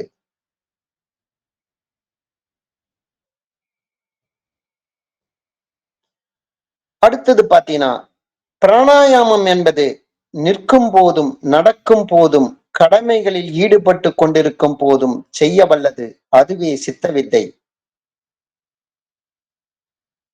இதுதான் ஞானபிதா நமக்கு சொல்லி இருக்கிறாரு. பிராணாயாமம் என்பது நிற்கும் போதும் நடக்கும் போதும் எந்த செயல் செய்யும் பொழுதும் நமக்குள்ளது இயல்பாகவே அது நடைபெற வேண்டும். உபஜீவனத்துக்காக எடுத்துக்கொண்ட அந்த கடமைகளை செய்யும் போதும் சரியது செய்யணும். அதுதான் உண்மையான சித்த வித்தை. ஏதோ ஒரு மணி நேரம் ஜெபிக்கிறேன், அரை மணி நேரம் ஜெபிக்கிறேன், மத்த டைம்லாம் என்னுடைய கதியை நான் அதோ கதியாக்குறேன், இதை பற்றி எனக்கு கவனம் இல்லாத இருக்கிறேன், இதெல்லாம் முழுமை பெறாதது. ஒண்ணுமே தெரியாதவர்களுக்கு இப்படித்தான் வழிகாட்டக்கூடியது சித்த வித்தை. அது அப்படியே தொடர்ந்து பிடிச்சுக்கணும். எனக்கு ஒரு ரூபாய் கூட சம்பாதிக்க தெரியாத அந்த திறமையில இல்லாத நிலைமையில நான் இருக்கிறேன். யாரோ ஒருத்தர் ஏதோ 10 ரூபாய் சம்பாதிக்கிறதுக்கான ஒரு வழி காட்டினார்னா அந்த 10 ரூபாயை வச்சு 20 ரூபாயை சம்பாதிக்கிறதுக்கு நான் தான் வழி தேடிக்கணும். 20ல இருந்து 40 ஆகிறதுக்கு 100 ஆகிறதுக்கு 1000 ரூபாய் சம்பாதிக்கிறதுக்கு ஒண்ணுமே தெரியாதவங்களுக்கு ஏதோ ஒரு வழிகாட்டி தான் அந்த ஃபர்ஸ்ட் சொல்லி கொடுக்கிறது. அதுதான் நமக்கு வெளி உலக குருக்கள் மாயையில் இருக்கக்கூடிய அந்த மாயையில் எப்படி நம்மை நிலைநிறுத்துகிற அப்படி வழிகாட்டுகிறார்கள். அதே மாதிரிதான் எனக்கு உள்சுவாசம் நடத்துவது என்று எப்படின்னே எனக்கு தெரியல. ஜீவனை அதோகதியாக்கி கொண்டு தான் நான் இருக்கின்றேன். ஆனால் இந்த சித்த வித்தை உபதேசம் என்பது ஆரம்பத்துல சும்மா ஃபர்ஸ்ட் 1 மணி நேரம் தியானத்துக்கு உட்கார்றோம், அட்லீஸ்ட் ஒரு 10 செகண்டாவது உள்சுவாசம் நடத்துறோம்ல, இது பத்தி ஒண்ணுமே தெரியாத இருந்தோம். ஒரு கதியாவது அந்த 1 மணி நேரத்துல அந்த பயிற்சியில மற்ற கதியெல்லாம் வெளில போச்சுன்னா கூட வச்சுக்கோ. ஒரு கதியாவது உள்ள சுவாசிக்கிறதுக்கு நம்ம கத்துக்கிறோம்ல. மூச்ச வெளியில விடாமல். ஒரு 10 செகண்டாவது நமக்குள்ள நடத்துறதுக்கு நம்ம தெரிஞ்சுக்கிறோம்ல. அதையே 20 செகண்ட் ஆக்கலாம் காலப்போக்குல. அதுவே 30 செகண்ட் ஆக்கலாம். குறிப்பிட்ட நாட்கள் பொறுத்து. அதுவே 1 நிமிஷம் ஆக்கலாம். அதுவே 10 நிமிஷம் ஆக்கலாம். இப்படியே எக்ஸ்டென்ஷன் பண்ணி 24 மணி நேரமும் நனலாக்க முடியுமா? முடியாதா? ஒண்ணுமே உள்சுவாசமே ஒண்ணுமே தெரியாத 0 என்ற நிலையிலிருந்து ஏதோ கொஞ்சம் ஒரு சில வினாடிகளாவது உள்சுவாசம் நடக்க கத்துக்கணும்ல. அத வச்சே நம்மளுடைய திரும்ப திரும்ப பயிற்சி, முயற்சி இதனுடைய தொடர் இதுவால அதையே அந்த டைம் நம்மளால இன்கிரீஸ் பண்ணிக்க முடியும்ல. இதுக்கு என்ன தேவை? நமக்குள் ஒரு வைராக்கியம் தேவை தானே. நம்ம ஜீவன் மேல உண்மையான பக்தி, விசுவாசம் இந்த இடத்துல தேவைப்படுதுல்ல. நம்ம ஜீவனை நம்ம முழுமையாக சிநேகிக்கணும்ல. அப்ப அதுக்குதான் இந்த பிராணாயாமம். அது நிற்கும் போது, நடக்கும் போது, எந்த உபஜீவனத்துக்காக எடுத்துக்கொண்ட அந்த கடமைகளில ஈடுபட்டிருக்கும் போது கூட சரி அது. இந்த சித்த வித்தையால இந்த பிராணாயாமம் என்பது செய்ய முடியும். அதுக்குதான் ஞானபிதா வழிகாட்டி இருக்கிறார். அப்ப அதுதான் நமக்குள்ள நடைபெற வேண்டும். அதுதான் இந்த ஜீவனை விரயமாக்காமல் செய்யக்கூடிய நிலையை பெற்றுத்தரும். அதுதான் அது ஈஸ்வரனோடு ஐக்கியமாகக்கூடிய அந்த நிலையை பெற்றுத்தரும். அதுதான் இந்த நிலைதான் தானாய் தன்மயமாகி அக்ஷரமாகத்திற்கான பாதையை வழிவகுத்து கொடுக்கும். அதுக்குத்தான் இந்த பிராணாயாமம் நிற்கும் போதும், நடக்கும் போதும், கடமைகள் செய்ய ஈடுபட்டு கொண்டிருக்கும் போதும் செய்ய வல்லது. அதுதான் இந்த சித்த வித்தை. அடுத்ததாக 30வது பொன்மொழி பாத்தீங்கன்னா, உனது பேச்செல்லாம் அவன் புகழ்ச்சியாக அமையட்டும். உனது காட்சியெல்லாம் அவன் திருமேனியாகட்டும். உனது விழிப்பு அவன் உணர்வாக இருக்கட்டும். உனது உறக்கம் அவன் ஓய்வாக அமையட்டும்.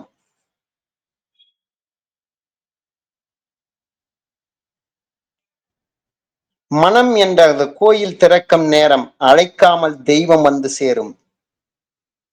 உனது உனது பேச்சு எல்லாம் அவன் புகழஞ்சலியாக அமையட்டும் என்றால் இது என்னன்னு பாத்தீங்கன்னா, நம்மளுடைய எதுவுமே சரி, அது எண்ணம், சொல், செயல்.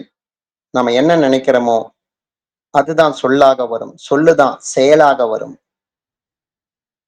அதே மாதிரிதான் நான் இந்த மார்க்கத்துல ஈஸ்வரனோடு ஐக்கியமாகக்கூடிய அந்த நிலை, அதுக்கெல்லாம் இருக்க சித்த வித்தை படிக்கிறது, வாழறது, இதெல்லாம் கரெக்டது. நம்மளுடைய அந்த கதி எப்படிக்குள்ள நமக்குள்ள பிராணாயாமம் நடத்தணும், இத பற்றிய சிந்தனைகள், இத பற்றிய எண்ண ஓட்டங்கள், அது உபஜீவனத்துக்காக வெளியில் வியாபிக்கும் போது கூட சில நமக்குள்ள ஒரு ஜாக்கிரதை உணர்வு வர வேண்டும். அதுதான் அந்த ஈஸ்வரனோடு ஐக்கியமாக நிலைதான். அதுதான் உண்மையான புகழ்ச்சி. புகழ் அஞ்சலி அதுதான். ஜீவன் அது உற்பத்தியான இடத்துக்கு கொண்டு சேர்ப்பது தான் உண்மையான அந்த ஜீவனுடைய புகழ்ச்சி. அதுதான். அதுக்குத்தான் நம்மளுடைய செயல்கள் இருக்க வேண்டும். உனது பேச்செல்லாம் அவன் புகழஞ்சலியாக அமையட்டும். உனது காட்சியெல்லாம் அவன் திருமேனியாகட்டும்.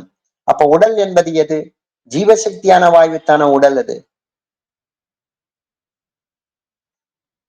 சரீரம் என்பது அதுதானே. அப்ப அசைய விடாமல் தமக்குள்ளேயே அது தானாய் தன்மயமாக நிலைநிறுத்துவது தானே. அதுதானே உண்மையான நிலை. அது காட்சியெல்லாம் அவன் திருமேனியாகட்டும். அப்ப அது நான் நீ என்ற பேதமற்ற நிலை. அப்போ வெளியில் காண்பதும் நமக்குள்ள இருப்பதும் தான் தான் வந்து அது நான் ஆகும் போதே கூடவே நீ என்ற ஒரு நிலையும் பிரிந்து வருகிறது. அப்ப நான் நீ என்றாலே நான் வேறு நீ வேறு என்ற அந்த நிலை பெற்று தருகிறது. அப்ப தானாய் தன்மயமாக வேண்டும் என்றால் வெளியிலேயே எனக்கும் அந்த வித்தியாசம் இல்லை, உள்ளுக்குள்ளேயே எனக்குள்ள இந்த பேதமும் கிடையாதது. எல்லாமே இந்த சகலத்துவம் நிஷ்கலத்துவம் என்ற பிரம்மம் மாயை என்ற அந்த ஈஸ்வரனுடைய ஒரு அம்சம் தான் எல்லாமே. எனக்கு உள்ளுக்குள்ளம் இருக்கிறது அந்த ஈஸ்வரம் அம்சம் தான். வெளியில எங்கும் நீக்கமர நிறைந்திருப்பதும் அந்த பேராற்றலும் அதேனுடைய நிலைதான். இதுதான் அவன் திருமேனியான். அந்த நான் நீ என் அந்த பேதம் போய் தானாகி நிற்க நிலைதான். காட்சியெல்லாம் அவன் திருமேனி.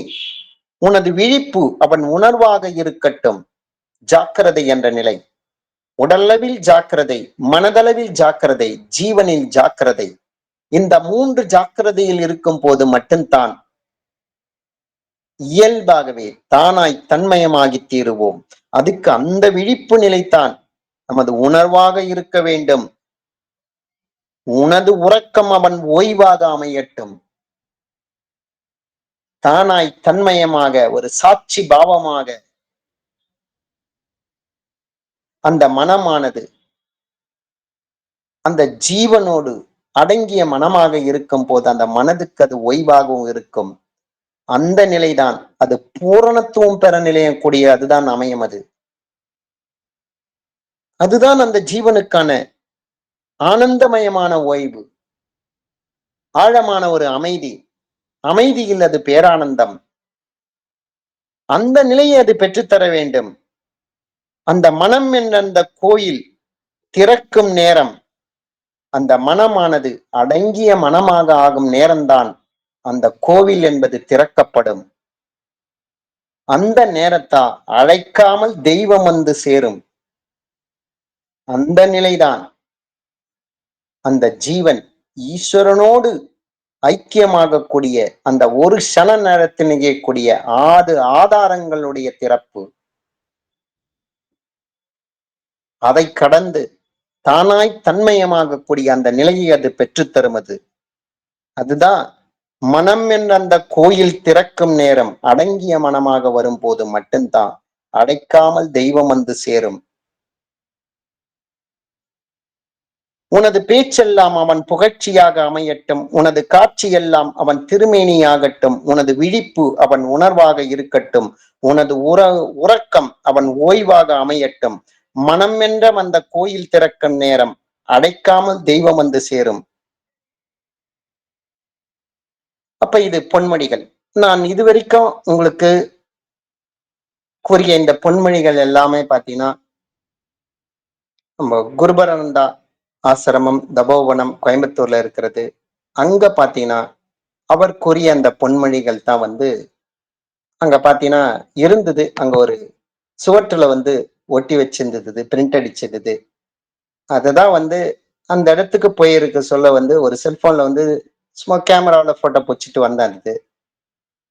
அப்ப இது இந்த தியான பாதையில நம்ம பயணிக்கிறதுக்கு இந்த பொன்மொழிகள் என்பது மிக மிக உறுதுணையாக இருக்கும். ஏன்னா ஆனந்தர் பட்டம் வாங்கினதுலயே சிறிது குருபானந்தர் அவர் அவர் வாழ்க்கையில அவர் இந்த ஜீவனை நோக்கி பயணம் செய்யும் போது அவர் அனுபவத்தில் ஏற்பட்ட இந்த பொன்மொழிகள் தான் ஞானிகளுடைய வழிகாட்டிகள் தான். இந்த நிலையை பெற வேண்டும் என்ற அந்த துடிக்கும் அந்த எண்ணங்கள் உடையவர்களுக்குத்தான் இந்த அவருடைய இந்த பொன்மொழி என்பது ஒரு வழிகாட்டியாக அமையும். அந்த விதத்துலதான் இன்றைக்கு இந்த ஞாயிற்றுக்கிழமையில இதை சொல்லலாம். நான் உங்களுக்குள்ளோ எனக்கு இது இது எந்த அளவுக்கு புரிஞ்சிருக்கோ அந்த அளவுக்கு உங்கள்ட்ட நான் வெளிப்படுத்தி இருக்கிறது. அது இன்றைக்கு அது ஞாயிற்றுக்கிழமையில சொல்றதுக்கு நல்லா இருக்க மட்டும் உங்களுக்கு சொல்லியிருக்காது. பொதுவா யாராவது ஏதாவது கருத்துக்கள் இருந்தால் சொல்லலாம், கேள்விகள் இருந்தாலும் ஏதாவது கேட்கலாம்.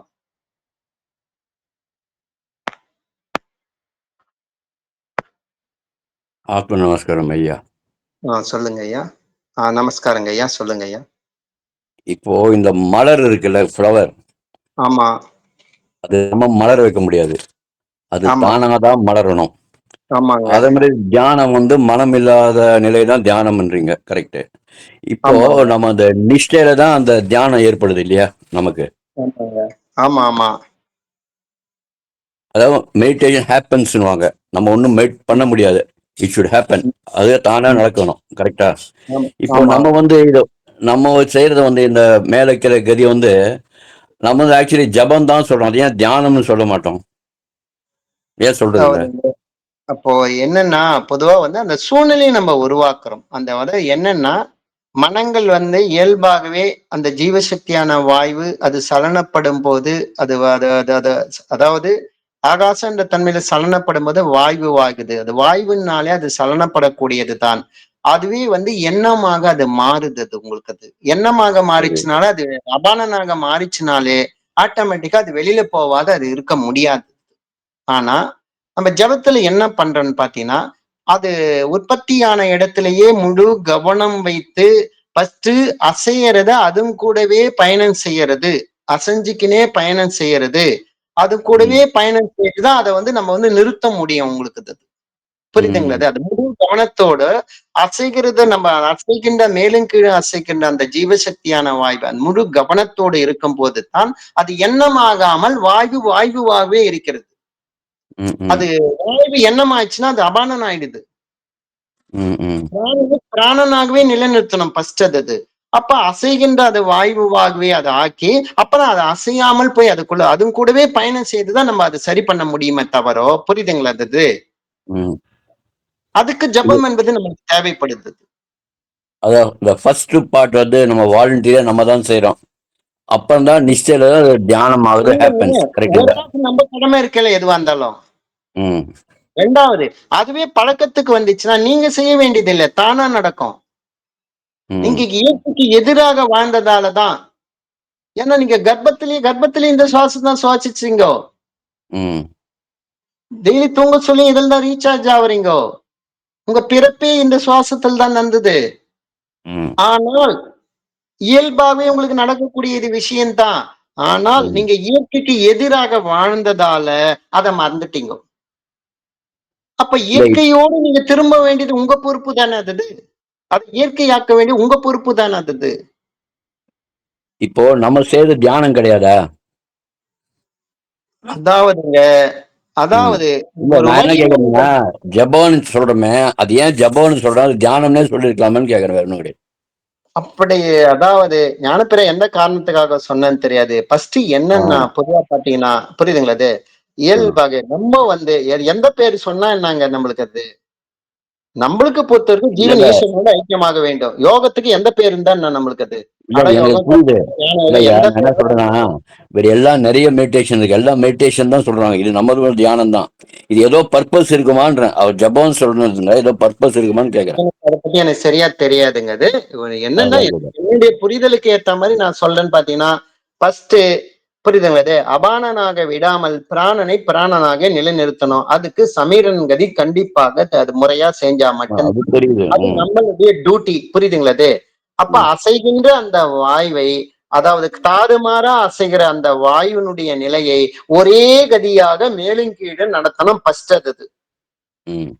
வளைந்து வளைந்து தாறுமாறாக போகக்கூடிய அந்த ஜீவசக்தியான வாயுவை ஒரே கதியாக மேலும் கீழுமாக அதுக்கு அதுக்கு ஏத்த மாதிரி ஃபர்ஸ்ட் அந்த ஃப்ரீக்வன்சிக்கு நம்ம டியூன் ஆகணும். அதுக்கு அப்புறம் ம். தான் அதை அசையாமல் நிலைநிறுத்தத்துக்கு தான் நிச்சய பயிற்சி நம்மளுக்கு இருக்குது. புரியுது. புரியுதுங்களா? எனக்கு இதுவும் ப்ராசஸ் எல்லாம் போக்குவரத்து புரியுதுங்க. அது ஏன் ஜெபம்னு சொல்றாங்கன்னு கேட்கிறேன். வேற ஒண்ணும் கிடையாது. இல்ல எனக்கு அது தெரியலைங்க. எனக்கு கரெக்டா தெரியலைங்க. அதுதான் கேட்கறது. நீங்க சொல்ற ப்ராசஸ் நல்லா தெரியுது எனக்கு. அது ம். ஏன் ஜெபம்னு சொன்னாங்க? அதுக்கு ஏதோ பர்ப்பஸ் இருக்கான்னு கேட்கிறேன். வேற ஒண்ணும் இல்ல. தெரியல. ஏன்னா தெரிஞ்சவங்க தான் நான் கேட்டு சொல்றேன் நான். ம். ஆத்மா நமஸ்காரம் ஐயா. அப்ப நமஸ்காரங்க ஐயா.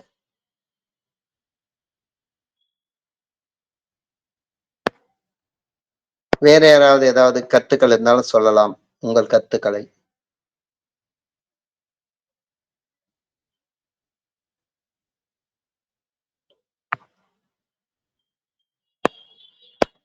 கேள்விகள் இருந்தாலும் கேட்கலாம்.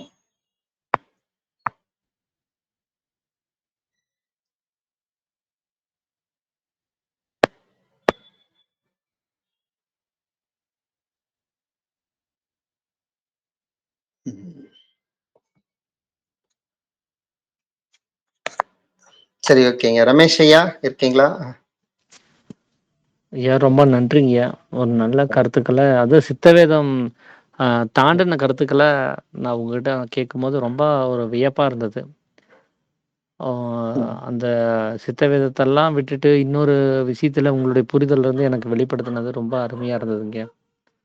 ரொம்ப நல்லா இல்லைங்க. நான் வந்து இருந்துச்சுங்கய்யா. கோயம்புத்தூர் வரச்சுல சும்மா செல்ஃபோன்ல ஸ்கிரீன்ஷாட் எடுத்தேன். வேற ஒண்ணும் இல்ல. கேமரால புடிச்சுட்டு நல்லா வந்தேன். இருந்துச்சு. சரி, ஓகே. அப்படியே பார்க்க நல்லா இருந்தது. சரி, ஓகே, ஒரு நாள் சொல்லலாம்னு தோணுச்சு. நீ சொன்ன அதுதான், வேற ஒண்ணும் இல்ல. சந்தோஷங்க. ரொம்ப அவரு ஆசிரமத்துல எடுத்த குருவனந்த தபோவனத்துல எடுத்தது தான் இது, வேற எங்கேயும் எடுக்கல. சரிங்க. சந்தோஷங்க. ம். சரிங்க. சரிங்க. அப்போ நம்ம ஜெகதீசன் ஐயா.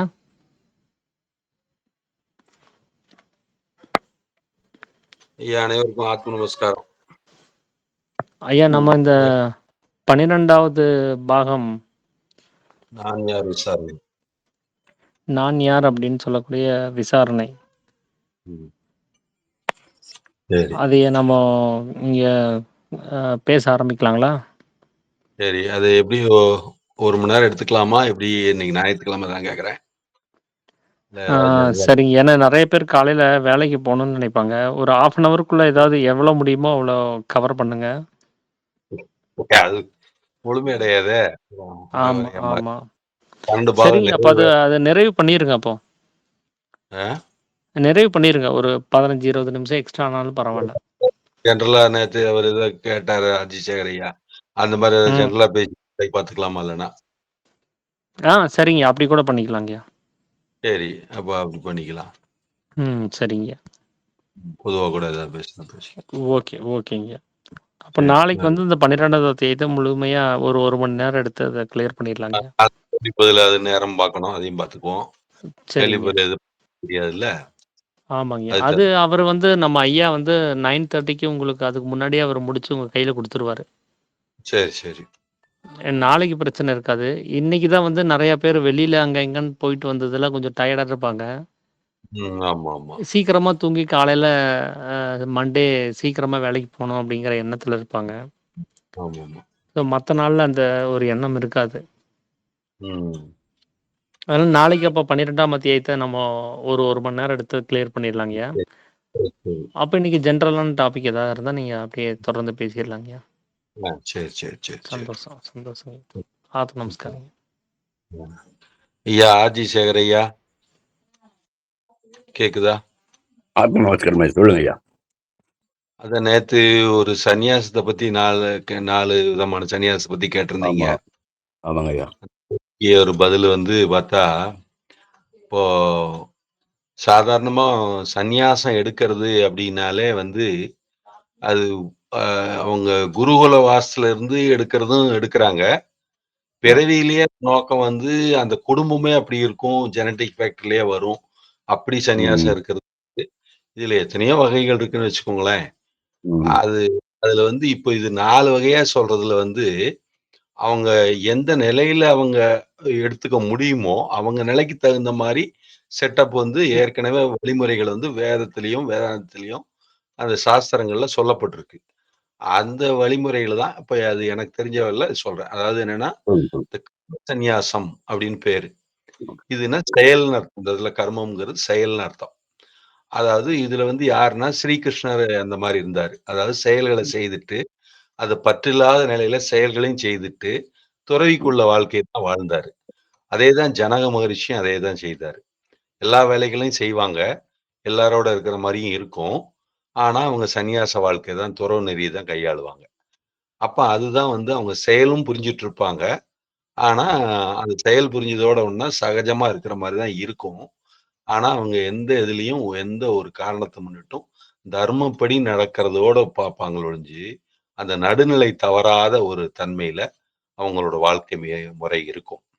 ஆனா அவங்க துறவு நெறியில முழுக்க தெய்வீகத்தை சார்ந்து பிரம்மத்தை சார்ந்து வாழ்க்கக்கூடிய அந்த வாழ்க்கை, அது ஒண்ணுதான் அவங்க மெயின் குறிக்கோள். வேற எதுவும் இருக்காது. அப்படிப்பட்ட தனித்தன்மையில வாழ்றதுக்கு தான் கர்ம சந்நியாச யோகம் அப்படின்னு சொல்லிட்டு கர்ம சந்நியாசி அப்படின்னு சொல்லி நீங்க சொன்ன முதல்ல இருக்கான ஒரு பதில். 2வது விவிதிய சந்நியாசி அப்படின்னு சொன்னீங்க.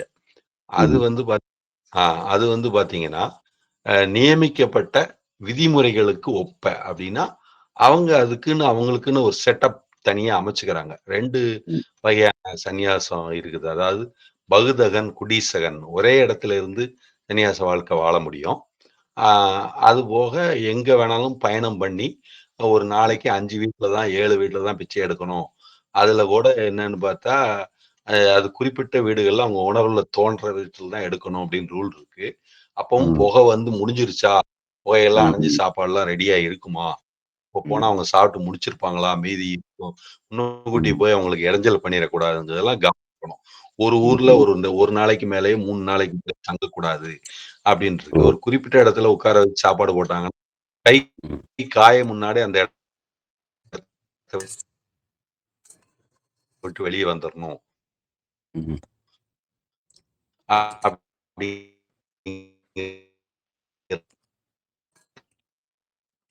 இருக்காயா உனக்கு தானா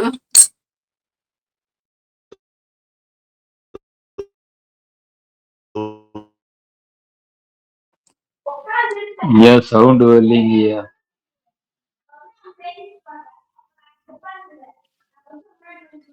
ஆடியோ கேட்கலீங்கய்யா.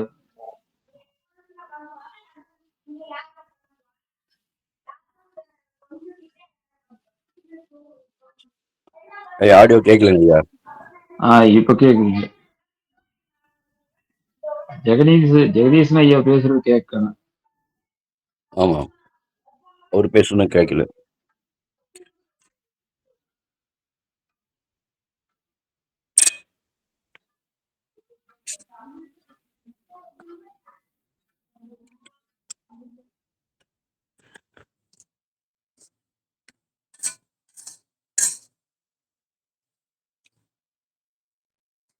ரமேஷ் என்ன பேரு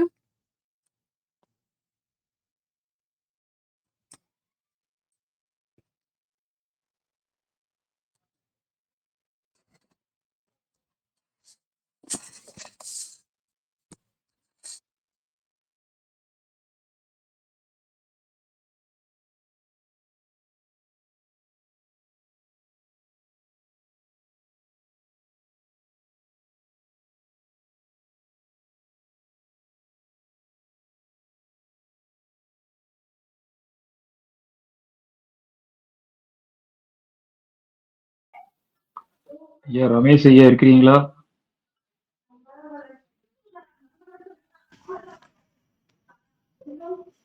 ஐயா திருஞானம் ஐயா, ஆத்த நமஸ்காரம். ஆத்மா நமஸ்காரம் ஐயா. ஜெகதீஷ் ஐயா ஆடியோ வரலீங்கய்யா. ஆமாங்கய்யா, பேசிட்டேங்கய்யா, ஃபோன் பண்ணி பேசிட்டேன். அவர் இப்போ உள்ள வந்துருவாருங்கய்யா. சரிங்க. நன்றி. சரி.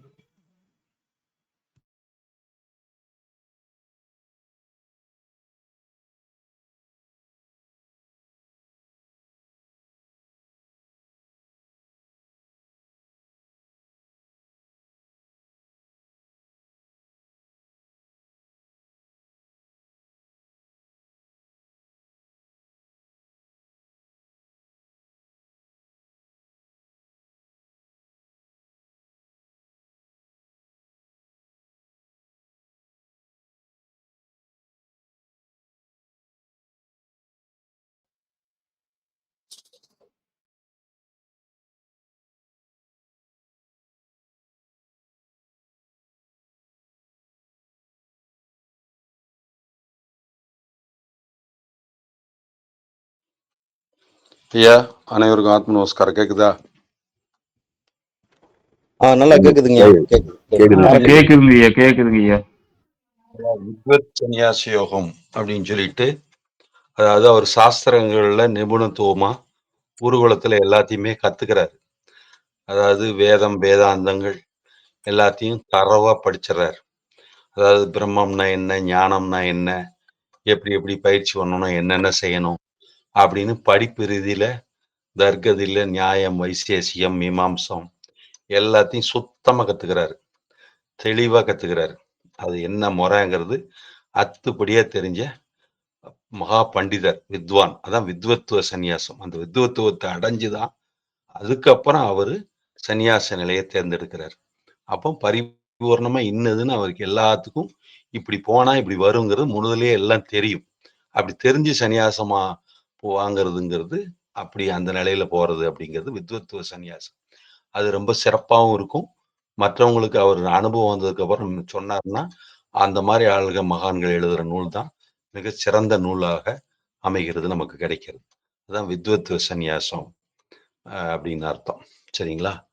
அப்புறம் 4வதா என்னையா சொன்னீங்க சேகர் ஐயா? ஆப்பத்து சந்நியாசம். ஆபத்தா? ஆமா, ஆப்பத் ஏபிஏடி அப்படியா? சந்நியாசம். இல்லைன்னு நினைக்கிறேன். ஆப்தங்கிற வரும். ஆப்த அப்படித்தான் இருக்கும் இருக்கும். ஆமா. ஆப்த வாக்கியம்னா அதாவது பரிபூரணமான ஏற்கனவே நிலை அடைஞ்சவங்க இருப்பாங்க. அந்த நிலை அடைஞ்சவங்களோட ஒரு கோரிக்கை அல்லது அவங்களோட சங்கல்பம், அப்ப இவங்களும் அந்த சங்கல்பத்துக்கு ஒத்து போறது. அப்படி ஒத்து வந்து அந்த சங்கல்ப ரீதியாக அவங்க அந்த ஏற்கனவே மகான்கள் சொல்லக்கூடிய அந்த வாக்கியங்களுக்கு அனுசரித்து அவங்க அந்த ஆப்த சந்நியாசத்தை தேர்ந்தெடுத்து அந்த வழிமுறையில அவங்க தொடர்றாங்க. இப்படிதான் அதோட தாத்பரியம் போகுது. அப்படியும் அவங்க சங்கல்ப காரணமாவே சன்னியாசம் எடுத்துறாங்க. அப்ப இந்த மாதிரி பண்ணும்போது பரிவிராஜக சன்னியாசி யோகம் இதுல சேரும்.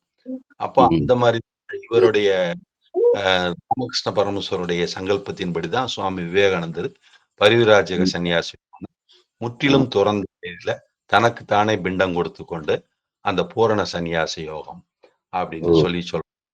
இப்போ அந்த ஒரு சினிமா படத்துல கூட ஒரு பாடல் உண்டு, தத்துவத்தில் நான் ஒரு சன்னியாசி அப்படின்னு. இந்த சன்னியாசின்னா என்ன அர்த்தம் அப்படின்னா, இந்த உடம்பு மேலேயோ இந்த உலக பொருள் மேலேயோ எந்த வகையிலும் துளி கூட அவங்களுக்கு அப்போ உடனடியாக அந்த மனம் வந்து முழு தீர்மானம் போட்டுருது. அதுல கொஞ்சம் கூட மிச்சம் வைக்காத தீர்மானம். அந்த மிச்சம் வைக்காத தீர்மானம் தான் முழு துறவுன்னு அர்த்தம். அதுக்கப்புறம் அவங்க இந்த உலகத்துல இருக்கிறத பத்தியே இல்லாத பத்தியே நினைக்கவே வேண்டியதில்லை. அது இயற்கையில என்ன நடக்குதோ அதை அப்படியே ஆஸ் இட் இஸ் அக்செப்டன்ஸ் பண்ணிட்டு போகக்கூடிய அந்த உறுதியான மன வைராக்கியம், எதுக்கும் அஞ்சாத ஒரு தன்மை, அதே நேரத்துல எதுக்கும் துணிந்த தன்மை, எல்லாத்துக்கும் இறைவனையே சார்ந்து இருக்கிறது. அந்த பற்றுங்கிறது எல்லா வகையிலையும் அவங்களுக்கு ஒரு துளி கூட இருக்காது. அந்த அளவுக்கு இருக்கக்கூடிய அந்த நிலையில தான் அந்த முழு வைராக்கியம்னு பேரு. அதாவது பக்தி சிரத்தையோட கூடிய வைராக்கியம்பாங்க. அப்படி வர்றது தான் பரிவிராஜக சன்னியாச யோகம். அப்படி வந்தவர் தான் சுவாமி விவேகானந்தர். அப்படிதான் நமக்கு ராமதீர்த்தா அப்படின்னு நமக்கு சாமி வந்து எல்லா சித்த வித்தியார்த்தியும் ராமதீர்த்தாவோட நூல்களை படிக்கணும். சுவாமி விவேகானந்தருக்கு அப்புறம் அமெரிக்கால போய் அவர் நிறைய பிரச்சாரம் பண்ணியிருக்காரு. 800 பக்கமோ என்னமோ பிடிஎஃப் நான் எடுத்து ஜெராக்ஸ் எடுத்து பார்த்தேன். அது அப்படியே பார்த்தா நம்ம உடனே அந்த சன்னியாச நிலையை உடனே ஆக்ஷன் எடுத்தாகணும். இப்பவே நம்ம அந்த நிலைமைக்கு போறோம் அப்படிங்கிற மாதிரி உந்துதல் தருது அவர் சொல்லக்கூடிய வாக்கியங்கள் எல்லாமே. அப்போ எல்லா ரீதியிலும் அவர் சுத்தமா விளக்குறாரு. அப்படி எல்லாம் கூட நமக்கு இருக்குது. சரிங்களா? அதனால அந்த ஒரு நூலை எல்லாரும் வாசிக்கிறது நல்லது அப்படிங்கிற கருத்தும் இருக்குது. எத்தனையோ பேர் பிரம்மச்சரியாவும் இருந்து துறவியாவும் இருந்து நிறைய சாதனைகளை சாதிச்சிருக்கிறாங்க. அதனாலதான் சாமி சிவானந்தவரம் சரு குரு சிஷ்ய உறவை எடுப்பதற்காக வந்து ஒரு மகான் செய்து வச்ச ஏற்பாடு என்று யாரும் தவறுதலாக கருதக்கூடாதுன்னு தட்சாமூர்த்தி குருன்னு சொல்லிட்டு இவ்வளவும் சொன்னவரு அந்த குரு சிஷ்ய உறவு சம்பாஷணையிலேயே அதை கொண்டு வர்றாரு. இந்த மொத்த சித்தவேதம் அதோட நிக்கல அவரு. எப்படியாவது குரு சிஷ்ய உறவே கிடைச்சிடக்கூடாது, அடங்கிய மனமே குருன்னு போயிருவாங்கன்ட்டு தெளிவா ஒரு வார்த்தையை போட்டிருக்காரு சித்தவேதத்திலேயே. சன்னியாசிகள் குருக்களாக்கும்னு சொல்லிட்டாரு. அப்ப பாருங்க எவ்வளவு பெரிய வழிகாட்டுதல். முழு துறவரம் தான் இதுக்கு வழிகாட்டுதல்னு அதை புரிஞ்சுக்கலாம். அதனால நீங்க கேட்ட கேள்வியில இவ்வளவு பெரிய உண்மைகள் நம்ம தெரிஞ்சுக்கிறது சந்தோஷம். சந்தோஷம். அப்புறம் பாலையாவை ஒரு இது கேட்டிருந்தேன், நம்ம ஏன் ஜபம் சொல்றோம் தியானம் சொல்ல மாட்டோம்னு. அது கொஞ்சம் விளக்கம் தெரியுங்களா? ஓரளவுக்கு சொல்லலாம். இப்போ ஜபம் பண்றது அப்படின்னா, இப்போ கிறிஸ்துவ மதத்துல நாங்களும் ஜபம் பண்ண போறோம். ஆமா யூஸ் பண்ணா அவங்களுக்கு சந்தோஷமா இருக்குது. ஆஹா ஜபம் போறேன்னு சொல்றாங்க, அப்ப நம்ம லைனுக்கு உங்க வார்த்தை வருது அப்படின்னு அவங்க சந்தோஷப்படுறாங்க. இப்போ இஸ்லாமிய தொழுக போறது அப்படின்னு சொல்லி சொல்றாங்க. அப்ப தொழுகிறது வேற ஜெபம் பண்றது வேற கிடையாது. ரெண்டுமே ஒண்ணுதான். வாய்மொழியில சொல்றாங்க ஜெபம் பண்றதுன்னு. அதாவது இயேசுவே கர்த்தரே எங்களுடைய கோரிக்கையை உம்முடைய நாமத்தினாலே கேட்கிறோம் அப்படின்னு சொல்லிட்டு அவங்க அது கேட்கறாங்க. இவங்க வந்து இஸ்லாமிய வந்து அந்த தொழுகை வந்து இந்த மூச்சாகப்பட்டது அவங்களுக்கு அந்த மண்டிகால் போட்டுட்டு கீழே நமாஸ் பண்ணுவாங்க. கீழே வரும். அப்ப அந்த சுவாசமாகப்பட்டது புருவ மத்தியில கீழே தரையில அந்த உணர்வு சிரசுல நெத்தியில படும்போது அந்த இடத்துல ஒரு தழும்பு பழைய காலத்துல. இன்னைக்கு ஏதாவது மேட்டு போட்டிருக்காங்களா? பழைய காலத்துல தழும்பே பார்க்கலாம். அப்ப அந்த உணர்வு அந்த வாசி தான் அவங்களுக்கு ஓடுறது தான் தொழுகையில் நடக்குது.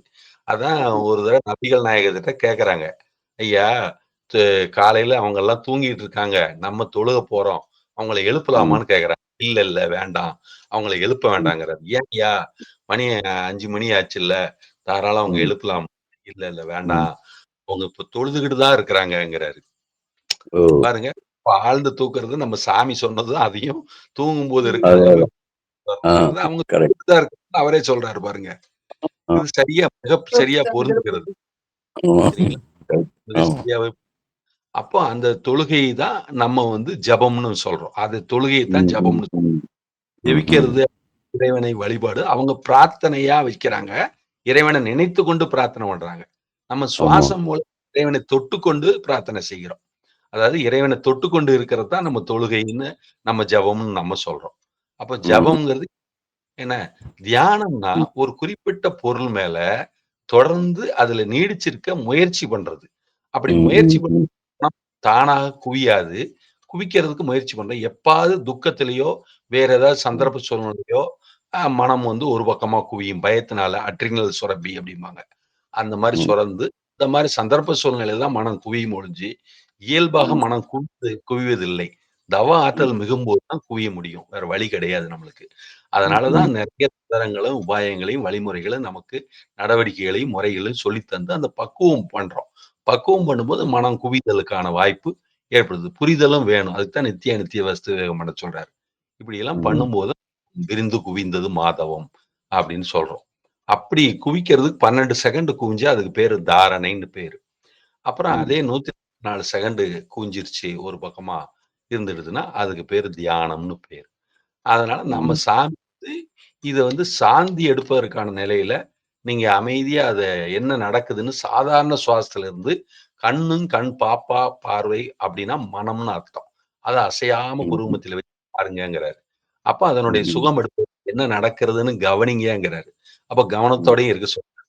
இதுக்கு பேரு சாந்தி எடுப்பதற்குங்கிறாரு. அத நீங்க அப்படியே கன்டின்யூ பண்ணீங்கன்னா, அதுக்கப்புறம் அது என்ன ஆகுதுன்னு கேட்டீங்கன்னா, நிஷ்டை ஆயிடும். அப்ப நம்ம அவ்வளவு பயிற்சியோட வீரியத்தினால, உங்களுக்கு நல்ல பிராணன் நாடி சேர்ந்ததுனால, அந்த தூய்மை தன்மை, அமைதித்தன்மை உண்டானதுனால, நீங்க அந்த தொழுகிற நிலைகள இயல்பான அந்த நிஷ்டைக்குள்ள போயிர்றீங்க. அப்ப அது சரியான நிஷ்டையா மாறிடுது. சரிங்களா? அந்த ஜெபத்த வேறொரு வகையில நம்ம பண்றோம், அனுபவிக்கிறோம். அப்ப அதுல நமக்கு நிஷ்டையில நமக்கு ஞாபகத்தோட விழிப்போடு கூடிய தியானம் எப்படி இருக்கும்? அதாவது விழிப்போடு கூடிய ஜெபம் எப்படிங்கிறது அதுல அனுபவப்பட்டுரும். அத கவனிச்சு தானே நம்ம அதனால நம்ம வச்சிரும். அதனால தூங்கும்போது இருக்கிற கதி விழித்திருக்கும்போது கிடைக்கிறதுக்காக தான் இந்த நிஷ்டைன்னு சொல்லி சாமி நமக்கு வச்சிருக்கிறாரு. அப்படி நம்ம அத புரிஞ்சுக்க முடியும். இப்ப உங்களுக்கு புரிஞ்சிருச்சுல? ஜெபத்துக்கு நம்ம புரிஞ்சுது. அப்புறம் இன்னொரு கேள்வி ஐயா. இப்போ இந்த சங்கராச்சாரிய குரூப் எல்லாம் ஜீவ சமாதி அடைஞ்சத மேல உச்சியை வந்து உடைப்பாங்க. சரி. கேள்விப்பட்டிருக்கீங்களா? அதாவது ஓரளவுக்கு அதாவது உச்சி வந்து உடைக்கிறது இல்ல. தேங்காய் வச்சு அடிப்பாங்க. அந்த தேங்காயிலேயே, முழு தேங்காயிலேயே. ரைட்டு. அது வந்து செயற்கையா ஆர்டிபிஷியலா ஒரு ஐடென்டி பண்றதா கூட அத எடுத்துக்கோங்க நீங்க. அதாவது உடைத்து கொண்டு தான் வெளியேறும் ஜீவனு. கபால மோட்சம்னு அது சொல்லுவாங்க. கபால் மோட்சம். கபால மோட்சம்னு அது சொல்லுவாங்க. அது ஒரு ஐடென்டி இருக்கட்டும் அப்படிங்கிறதுனால, அவங்க புற சம்பிரதாயங்களே ஒரு அடையாளமா இருக்கணும். காலத்துக்கும் பார்த்தா இருக்கும் அப்படிங்கிறதுக்காக அவங்க வச்சிருந்தாங்க. அந்த சம்பிரதாயத்துக்காக அவங்க சில பேர் அது வந்து ஒரு சரியானதான்னு கூட எனக்கு தெரியல. ஏன்னா, இதுக்காக பண்ணா கூட அவ்ளோ ஹார்டா, டஃப்பா அந்த வேலை செய்யணுமா? ஏன்னா அதுவும் ஜீவன அடங்குனது உயர்ந்த மரியாதை விஷயம். அதுல போய் செய்ய வேண்டியது இல்லைங்கிறது தான் என்னோட அபிப்பிராயமா இருக்குது. ஏன்னா, அவங்க என்ன நோக்கத்துல செய்றாங்கன்னு தெரியல. இருந்தாலும் அது வந்து அப்படி ஒரு இது உண்டு. ஆனா, நம்மள்ல பெரும்பாலும் இந்த சித்த வித்யார்த்தியிலயோ, இந்த உயர்ந்த நிலையில இப்ப ராமகிருஷ்ண பரமஹம்சர் மாரி பரமஹம்ச அம்சம் பொருந்தியவங்களோ, அப்படி யாருக்குமே அப்படி ஆகல. அந்த மாரி விஷயம் இல்ல. எங்கேயாவது சித்தர் வழியில ஹடயோகம் இப்படிங்கிற மாரி சில விஷயங்கள்ல அப்படி நடக்கிறதுக்கு வாய்ப்பு இருக்குது. அப்ப அடயோகம் என்பார் அப்பான்னு காகபஜன்ரு கூட சொல்றாரு. சாமி அடயோகத்த நம்ம சித்த வித்தைங்கிற பயிற்சியில தான் நீங்க புரிஞ்சுக்கணும்னு நமக்கு சொல்லிக் குடுத்திருக்கிறாரு. என்ன டா அப்படிங்கிற விளக்கத்த குடுத்து, யோக விளக்கத்துல நமக்கு சொல்லியிருக்கிறார். நம்ம அப்படித்தான் அத புரிஞ்சுக்கணும். சரிங்களாய்யா? ஓரளவுக்கு நன்றி ஐயா. ஹேண்ட் ரைஸ் பண்ணியிருக்காரு. தாமோதரன் ஐயா. தாமோதரன் ஐயா. ஐயா நமஸ்காரம் ஐயா தாமோதர். நமஸ்காரம். சொல்லுங்க ஐயா. சொல்லுங்க ஐயா, கேக்குது.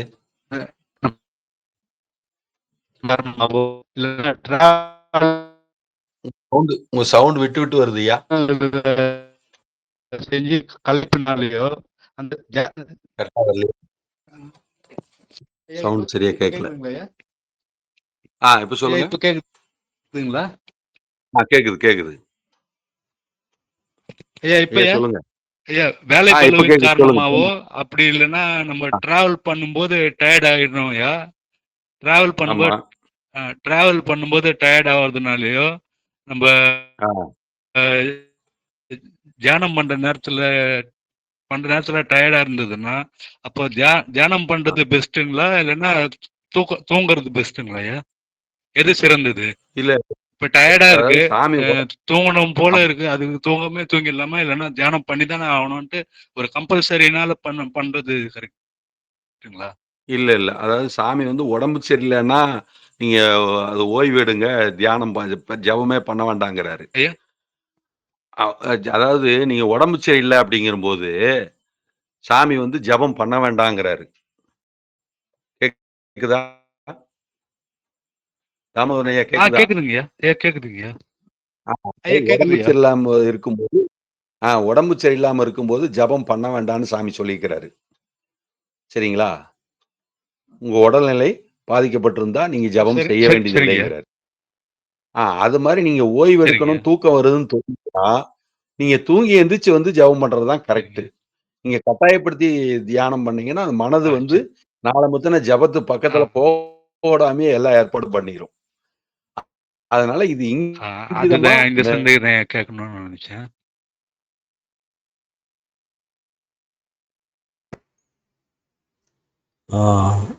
ஐயா ஜெகதீஷ் ஐயா, ஆத்ம நமஸ்காரங்கய்யா.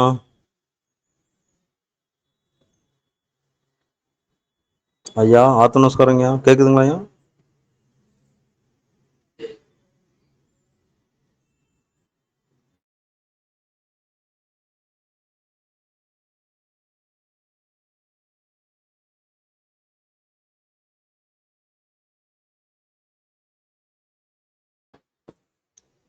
ஐயா ஆத்ம நமஸ்காரங்கய்யா.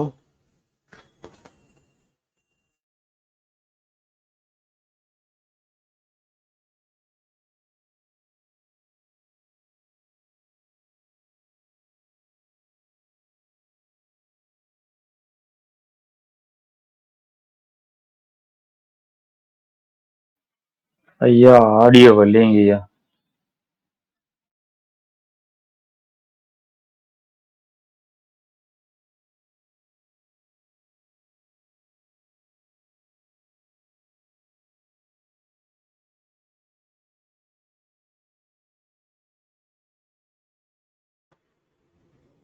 ஆடியோ வரவில்லை.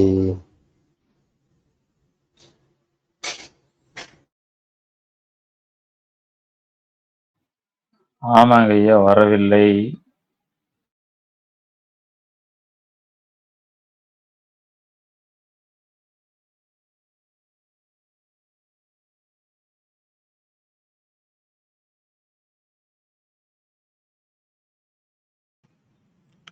ஐயா இப்போ உள்ள வந்துருவாருங்கய்யா.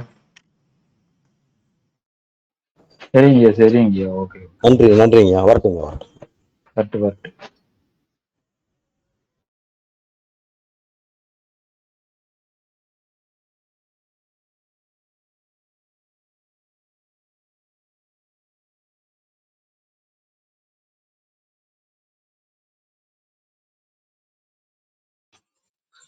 ஐயா அனைவருக்கும் ஆத்ம நமஸ்காரம்.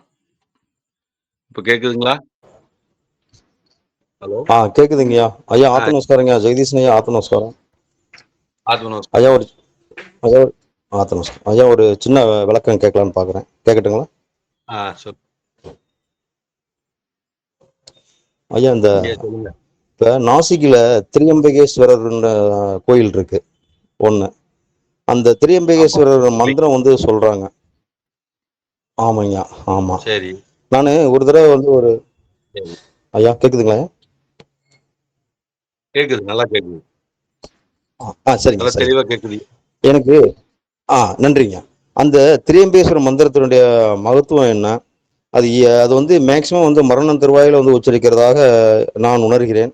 அது பத்தி ஐயா கொஞ்சம் விளக்கி சொன்னீங்கன்னா நல்லா இருக்குமேன்னு கேட்கிறேன். மிருத்யுஞ்சய மந்திரம்னு சொல்றது தானே? ஆமாங்க ஆமாங்க. அமிர்தீஞ்ச எனக்கு மந்திரம் அதேதான் அது. ஞாபகம் இல்ல. மிருத்யுஞ்சய மந்திரம்னு சொல்லுவாங்க. அதாவது சரிங்க சரிங்க. அமிர்தம் வேற, வேற. அதாவது மிருதம்னா மரணம்னு அர்த்தம். ம் ஆனா அமிர்தம்னா அர்த்தம். சரிங்க. யஜா அப்படின்னு ஏதோ ஆரம்பிக்கும்னு நினைக்கிறேன் அந்த மந்திரம். அப்படிதானே? ஆமாங்க ஆமாங்க. அதேதாங்க அதேதாங்க.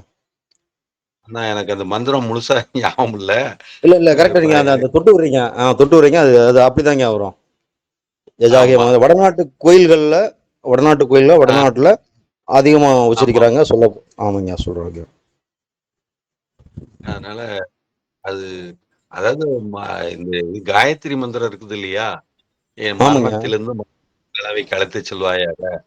ம் அந்த மாதிரி அறியாமையிலிருந்து இருளிலிருந்து ஒளிக்கு அழைத்து செல்வாயாக. ஓ அறியாமையிலிருந்து அறிவித்து செல்வாயான்னு காயத்ரி மந்திரம் இருக்குது இல்லையா? ம் அதேதான்.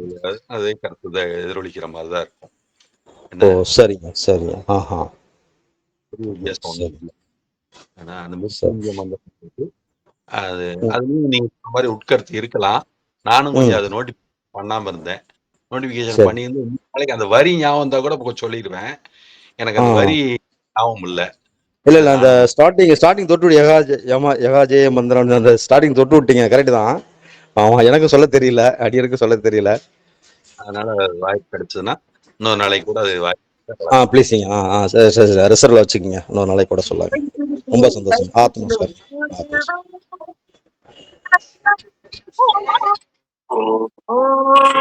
त्र्यम्बकं यजामहे सुगन्धिं पुष्टिवर्धनम्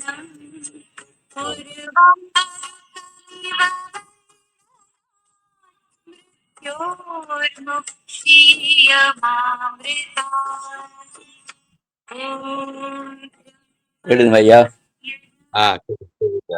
கரெக்டா உடனே அடிச்சிட்டீங்களா? பரவாயில்ல, வெரி குட். திரியம்பகம் யஜாமகே அப்படின்னு வரும்.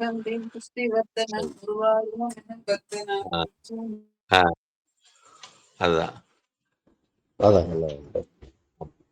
அந்த பாடல கொஞ்சம் முழுசா கையில இருந்தா நல்லா இருந்தாலும் திரியம்பகம் அப்படிங்கிறது 3 விதமான நிலைகள்.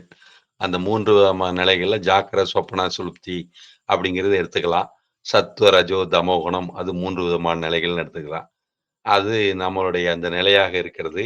அதிலிருந்து நாம் மீள வேண்டும் அப்படிங்கிறத எடுத்துக்கலாம்.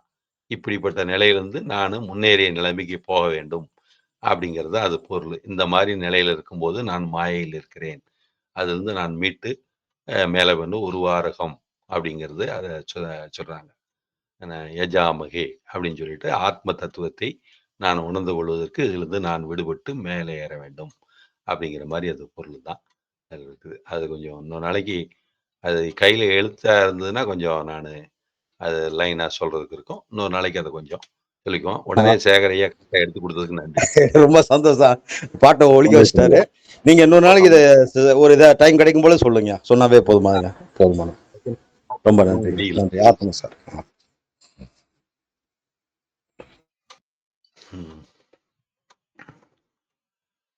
அப்புறம் வேற யாரும் கேட்கா? ஆத்ம ஜெகதீஷ் ஐயா, நீங்க இந்த சொல்லுங்க. பஜகோவிந்தம் கூட ஒரு நாள் நடத்தலாமே. பஜகோவிந்தம் நிறைய வாழ்க்கை பஜகோவிந்தம் தத்துவம் இருக்க. சொல்லதுதான் பற்றற்ற தன்மைக்கு சொல்றதுதான் அது உண்மை. நிறைய வாழ்க்கை தத்துவம்.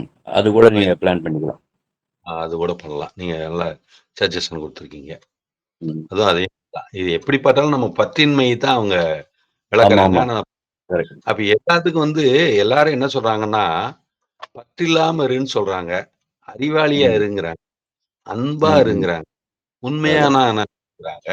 ஆனா இது எப்படி இருக்குதுன்னு யாரும் சொல்ல மாட்டேங்கிறாங்கன்னு தான் சொல்றாங்க. இப்ப இதெல்லாம் காசு பணம் இல்லாம எப்படி அன்பா இருக்கிறது? முடியாது. எப்படி இருக்க முடியும்? காசு பணம் இருந்து பற்று இல்லாம இருக்குதுன்னா சரி இருக்கலாம். காசு பணமும் கிடையாது. ஆனா பற்று இல்லாம எப்படி இருக்கிறது? இல்லைன்னா ஒரு பொருள் தான் தோணும். அப்ப அந்த பொருளே நம்ம கிட்ட இல்லை. அப்ப அது நினைக்கத்தானே வேணும் அப்படின்றது. நம்ம எப்படி நமக்கு வயிறு பசிக்குது, இப்ப சாப்பாடு வேணும். அவர் சொல்றாரு, இல்லைங்க நீங்க கொஞ்சம் குறையா உங்களுக்கு போதும்ல அப்படிங்கிறாரு. நம்ம எப்படி அது குறையா போதும்னு நம்ம சொல்ல முடியும்? கொஞ்ச நேரம் கழிச்சு நம்மளுக்கு பசிக்கும். அல்லது இப்ப கொஞ்சம் சாப்பிட்டா சாப்பிட்ட மாரி இருக்கும். நம்ம மறுபடியும் தேவைதான் போடும். அவர்கிட்ட சொன்னா ஒருவேளை குடுக்க மாட்டாரோ? நிறைய வேணும்னு கேட்டா குடுக்க மாட்டாரோ? அப்படின்னு நம்ம பொய் சொல்லுவாங்கன்னு நினைச்சதுல திண்டாடுறோம். அப்புறம் அந்த இடத்துல எப்படி அன்பு காட்டுறது? எப்படி கருணை காட்டுறது? இதெல்லாம் நிறைய விஷயங்கள் இந்த மாதிரி கான்ட்ரவர்ஸா இருக்கத்தான் செய்யுது. அப்ப நடைமுறையில இத தாண்டி நான் உங்களுக்கு அதுக்கு உண்டான மன உறுதியும், மனப்பக்குவமும் வந்து பயமின்மை வந்து அந்த பயமின்மை தான் தூய்மைன்னு அர்த்தம். அவங்களுக்கு தான் வந்து உண்மையா இருக்கிறது, சத்தியமா இருக்கிறது, அன்பா இருக்கிறது, கருணையோட இருக்கிறது, பற்றற்று இருக்கிறதுங்கிறது பொருந்தும். அந்த பயத்தோட உங்களுக்கு ஏதாவது எதிர்பார்ப்பு இருக்கவங்களுக்கு அப்படி முழுமையான தன்மையில இருக்க முடியாது. பற்றற்ற அப்படிங்கிறது தான் இங்க எல்லாத்துலயும் அந்த முழு நோக்கமாக சொல்லப்பட்டது. அதனாலதான் அன்பு யாருக்கு முடியும்னா பயம் இல்லாதவனுக்கு தான் முடியும். வீரனுக்கு தான் முடியும். தூய அன்புங்கிறது சாதிக்க முடியும். எல்லாத்துக்கும் தயாரா இருக்கிறான். எந்த தியாகத்துக்கும் தயாரா இருக்கிறான். அப்படி இப்போ கோலம்னு நம்ம இங்க திருவாரூர்ல இருக்குது தியாகராஜ சுவாமிகள். அப்போ அந்த பிராடனர் கோலத்துல அவரு அந்த தலையோட்டுல இறந்து உண்பது காசியில அப்படின்னு போடல. கடைசியில எங்கேயோ ஒரு கஷ்டப்பட்டு ஒரு இடத்துல போய் கேட்கும்போது ஒரு சின்ன ஆகாரத்தை அவர் கொடுக்கறதுக்கு தயாரா இருந்தாரு அப்படிங்கும்போது அதை சிவபெருமான் ஏற்றுக்கொள்கிறார். அப்படி ஏற்றுக்கொள்ளும் போது எப்படி யாருமே கொடுக்கலையே, நீ மட்டும் எப்படி எனக்கு கொடுத்த? காசி மாநகரத்துல இவ்வளவு பெரிய இடத்துல எனக்கு எதுவும் கிடைக்கல, நீ மட்டும் எனக்கு கொடுத்திய? நீ யாருன்னு எனக்கு தெரியும்னாலதான் கொடுத்தேன்னு அவர் சொல்றாரு. அப்ப பாருங்க, அப்ப அந்த தன்மை இருக்கிறவங்க தான் அந்த வேலையை செய்ய முடியுது. தன்மை இல்லாத அந்த வேலையை செய்ய முடியல. சரியா புரிஞ்சு கொண்டவன் தான் எனக்கு பசிக்கிற மாதிரிதான் அடுத்தவனுக்கும் பசிக்குன்னு தெரிஞ்சவன் தான் சரி நான் பாதி சாப்பிடுறேன், பாதி சாப்பிட்டா பொறுத்துக்க முடியும், அப்ப அவரும் பாதி சாப்பிட்டா பொறுத்துக்கல, அப்ப அவருக்கு பாதி கொடுத்துடலாம் அப்படிங்கிற முடிவுக்கு அப்பதான். பாத்தீங்களா? இப்போ இதுதான் நம்ம அதாவது நம்ம தண்ணி குடிக்கிறோம்னா இன்னொரு ஆளுக்கும் தண்ணி தேவைப்படணும் அப்படிங்கறத உணரணும். அப்படி அந்த உணர்வுல அந்த தன்மைங்கிறாங்க. இதுதான் ஜீவனுக்கு ஒரு ஜீவனுக்கு சிநேகமா இருக்கிறது, நேசமா இருக்கிறது அப்படின்னு அர்த்தம். இப்படி இருக்கும்போது அதுதான் துறவு நெறி அப்படின்னு சொல்லப்படுது. இந்த நெறிய சரியா உணர்ந்தவங்க தான் பற்றின்மையில இருக்கிறாங்கன்னு அர்த்தம். அப்ப தியாகம் பண்ண தான் பற்றின்மையில இருக்கிறதா அர்த்தம். எந்த தியாகத்துக்குமே தயாரா இல்லாத போது அது பற்றின்மைன்னு அழைக்க முடியாது. சரிங்களா?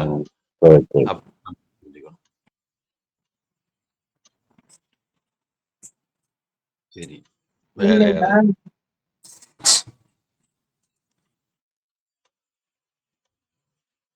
வேற ஏதாவது கேள்வி இருக்கா?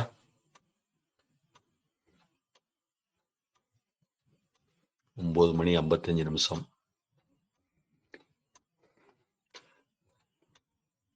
இன்னைக்கு அந்த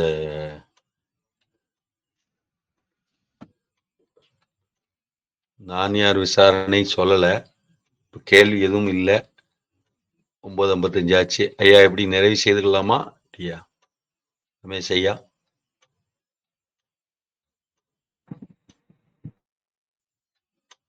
ரமேஷ் ஐயா,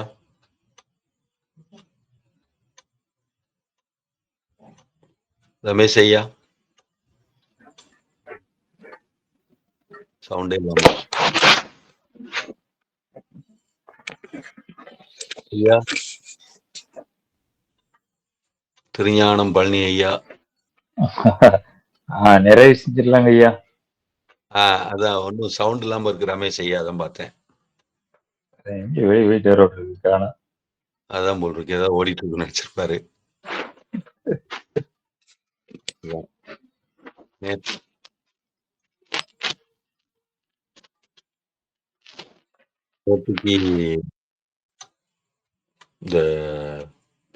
இந்த உள்ளறிவு சத்தமாக பேசாது அப்படின்னு போயிட்டு இருந்தது. அது இடைவெளியில் கிசுகிசுக்கும், அதை பின்பற்றினால் உடனடி பலன் கிடைக்காது, ஆனால் நீ உன்னுடன் பிரிய மாட்டாய். உள்ள அறிவுடன் இணைவது ஒரு பயிற்சி அல்ல, ஒரு நம்பிக்கை. நீங்கள் விரும்பினால் அந்த உள் அறிவை தடுக்கிற பழக்கங்களை நீக்குவது அப்படிங்கிறத புரிஞ்சுக்கலாம். ஒரு முடிவு உள் அறிவா அல்லது பயமா அப்படிங்கிறத சோதனை பண்ணி நம்ம தெரிஞ்சுக்கலாம் அப்படின்னு ஞானம் எப்படி பொய்யாகவும் உண்மையாகவும் புரியப்படுகிறது அப்படிங்கிறதையும் நேற்று அந்த இதில் லேசாக பார்த்தோம். அப்புறம் உள்ளறிவை இன்னர் விஸ்டம் தடுக்கின்ற பழக்கம் அதை நீக்குவது எப்படி அப்படிங்கிறத நேற்று பார்த்துட்டு இருந்தோம். அந்த அடிப்படையில் சொல்லிட்டு இருந்தோம். அப்புறம் அதுக்கப்புறம் அதுக்கு தீர்வு சொல்ல வேண்டும்னா அது தன்னை நிரூபிக்க வேண்டும். அவிவிவேகன அந்தகார, அதாவது அவசரம்தான் அவிவிவேகம்னு சொல்லப்படுது. அப்படி நம்ம அவசரப்பட்டோம்னா எதுலையுமே அது அவிவிவேகமாக கருதப்படுகிறது. இப்போ அவசரம்தான் சரியான உணர்வை புரிஞ்சுக்கிறதுக்கு தடையா இருக்கிறது. உள்ளுணர்வை நம்ம புரிஞ்சுக்கிறதுக்கு அதுதான் தடையா இருக்குது அப்படிங்கிறத இங்க நம்மளால சரியா உணர முடியுது. அப்போ எப்போதும் சிந்திப்பது நல்லது அப்படின்னு நம்ம நினைக்கிறோம். ஆனா சிந்தனையும் ஒரு எல்லை உடையது. அப்ப சிந்தனை முடிந்த இடத்துல நின்று பார்த்தோம்னா தான் அந்த உள்ளுணர்வு பேசுறது நமக்கு தெரியும் அப்படிங்கிறத சொல்றாங்க. அப்போ பயம் சார்ந்த ஒழுங்கு தான் வாழ்க்கை. அப்படி செய்தால்தான் ஏதாவது நம்ம தவறா போயிருமோ சொல்றது அப்படிங்கிற கருத்து நம்மகிட்ட இருக்கு. அப்படியெல்லாம் அந்த பயம்ங்கிறது ஒரு பக்குவத்துக்காக இருக்கலாம் ஒழிஞ்சு எதுக்கு எடுத்தாலும் இப்படி இருக்காதா அப்படி இருக்கான்னு ஆசிலேஷன் மைண்ட் வர்றதுக்காக, ஒரு சலனப்பட்ட நினைவு புத்தி வருவதற்காக இருக்கக்கூடாது. ஸ்திர புத்தியா இருக்கணும் அப்படிங்கிறதுக்காக இருக்கணும் அப்படிங்கிறத இதோட தாத்பரியமா இருக்குது. அதனால நேற்று அது சொல்லாத இன்னைக்கு அது பேப்பர்ல படிச்ச மாதிரி பார்த்து சொல்லியாச்சு. ரமேஷையா வந்துட்டாருன்னா நிறைவு பண்ணிக்கலாம். அது வரைக்கும் இது 10வது பக்கத்தையும் லேசா சொல்லிடுறேன். அதிக தகவல் அப்படிங்கிறது நம்ம வீடியோ நிறைய பார்க்கறதாலையோ, நிறைய கருத்துக்களை கேட்கறதுனாலையோ, இல்லை யூடியூப் இந்த மாதிரி இது நிகழ்ச்சிகளை நிறைய பார்க்கறதுனாலையோ, இந்த உபதேசம் அது இது நிறைய இடத்துல ஆடியோ கேட்கறதுனாலையோ, இதெல்லாம் நம்முடைய அதிக புஸ்தகங்களை படிக்கிறதுனாலையோ, இதெல்லாம் அது நம்மளோட அமைதியை கலைக்கும் அப்படிங்கிறாங்க. இதெல்லாம் அந்த உள்ளுணர்வுங்கிற அந்த ஒரு தன்மையை நம்மளுக்கு சரியா உணர விடாம தடுக்கக்கூடியதுக்கு இருக்கும். அதனால நிறைய நேரம் மௌனம்ங்கிற அந்த இதுல இருக்கணும். ஆனா மௌனம்ங்கிறது வெறும் பேசாமையில் அல்ல அப்படிங்கிறதையும் புரிய வைக்கிறாங்க. அப்ப தேவையில்லாத பேச்சை நிறுத்துறது, அப்ப தேவையில்லாத உள்ளுக்குள்ள சிந்தனை பண்ணி உள்ள அது இதுங்கிற நானாவிதமான எண்ண ஓட்டம் இல்லாம அதை சாட்சி மாத்திரமா பார்த்து அதை கடந்து போவது, அதை வேல்யூ பண்ணாம அதுக்கு உயிர் கொடுக்காம விடுறது, அந்த மன அமைதியோட நின்று அதை சாட்சி மாத்திரமா பார்க்கக்கூடிய தன்மை வரும்போது மனது அமைதி பெறும். அந்த மனம் அமைதி பெற்றதுக்கு அப்புறம் இருக்கக்கூடிய அந்த மௌனத்துல தான் உள்ளுணர்வு உங்ககிட்ட பேசும். அப்போ வெளியில் இருக்கிற செயல், உடலோட செயல், மனதோட செயல் எல்லாம் அமைதியாகி விடுகிறது. அப்புறம் அப்படி அமைதியானதுக்கு அப்புறம் தான் உள்ள இருக்கிற அந்த உள்ளுணர்வு நம்ம கிட்ட பேசுது. அதுதான் மெயினான இருக்கக்கூடிய ஒரு தனித்தன்மையாக நமக்கு இருக்கிறது அப்படிங்கிறத நம்ம புரிஞ்சுக்கலாம். சரிங்களா? அந்த அடிப்படையில் ரமேஷ் ஐயா இந்தாச்சா? 11வது பக்கத்துக்கு ஐயா ஆத்து நமஸ்காரங்கய்யா. ஆத்து நமஸ்காரம். இன்னைக்கு 10ஆம் பக்கம் வரைக்கும் ஒரு 2-3 பேப்பரையும் கூட வாசிச்சிட்டேன். ஓகேங்க. அப்பதான் அப்படியே ஆமா திருஞானம் பழனி ஐயாவும் நிறைவு செய்யலாம் சொன்னாங்க. சந்தோஷம் சந்தோஷங்க. சரியா? சரிங்க, அப்போ நிறைவு பண்ணிடலாம். அப்போ நாளைக்கு இந்த கேள்வி பதிலுக்கான அந்த விஷயங்கள் நான் நாளைக்கு காலையில் அனுப்பி விட்றேன். அதில் நம்ம 12ஆம் பாகத்துக்கான அந்த விவரங்களை நம்ம தொடர்ந்து கவனிப்போம். அனைவருக்கும் ஆத்து நமஸ்காரங்கய்யா. ஓம் அனைவருக்கும் ஆத்து நமஸ்காரம். அனைவருக்கும் ஆத்து நமஸ்காரங்க. அனைவருக்கும் ஆத்து நமஸ்காரம். அனைவருக்கும்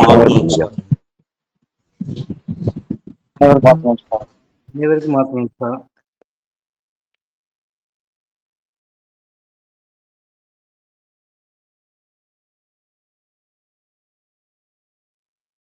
ஆத்து நமஸ்காரம்.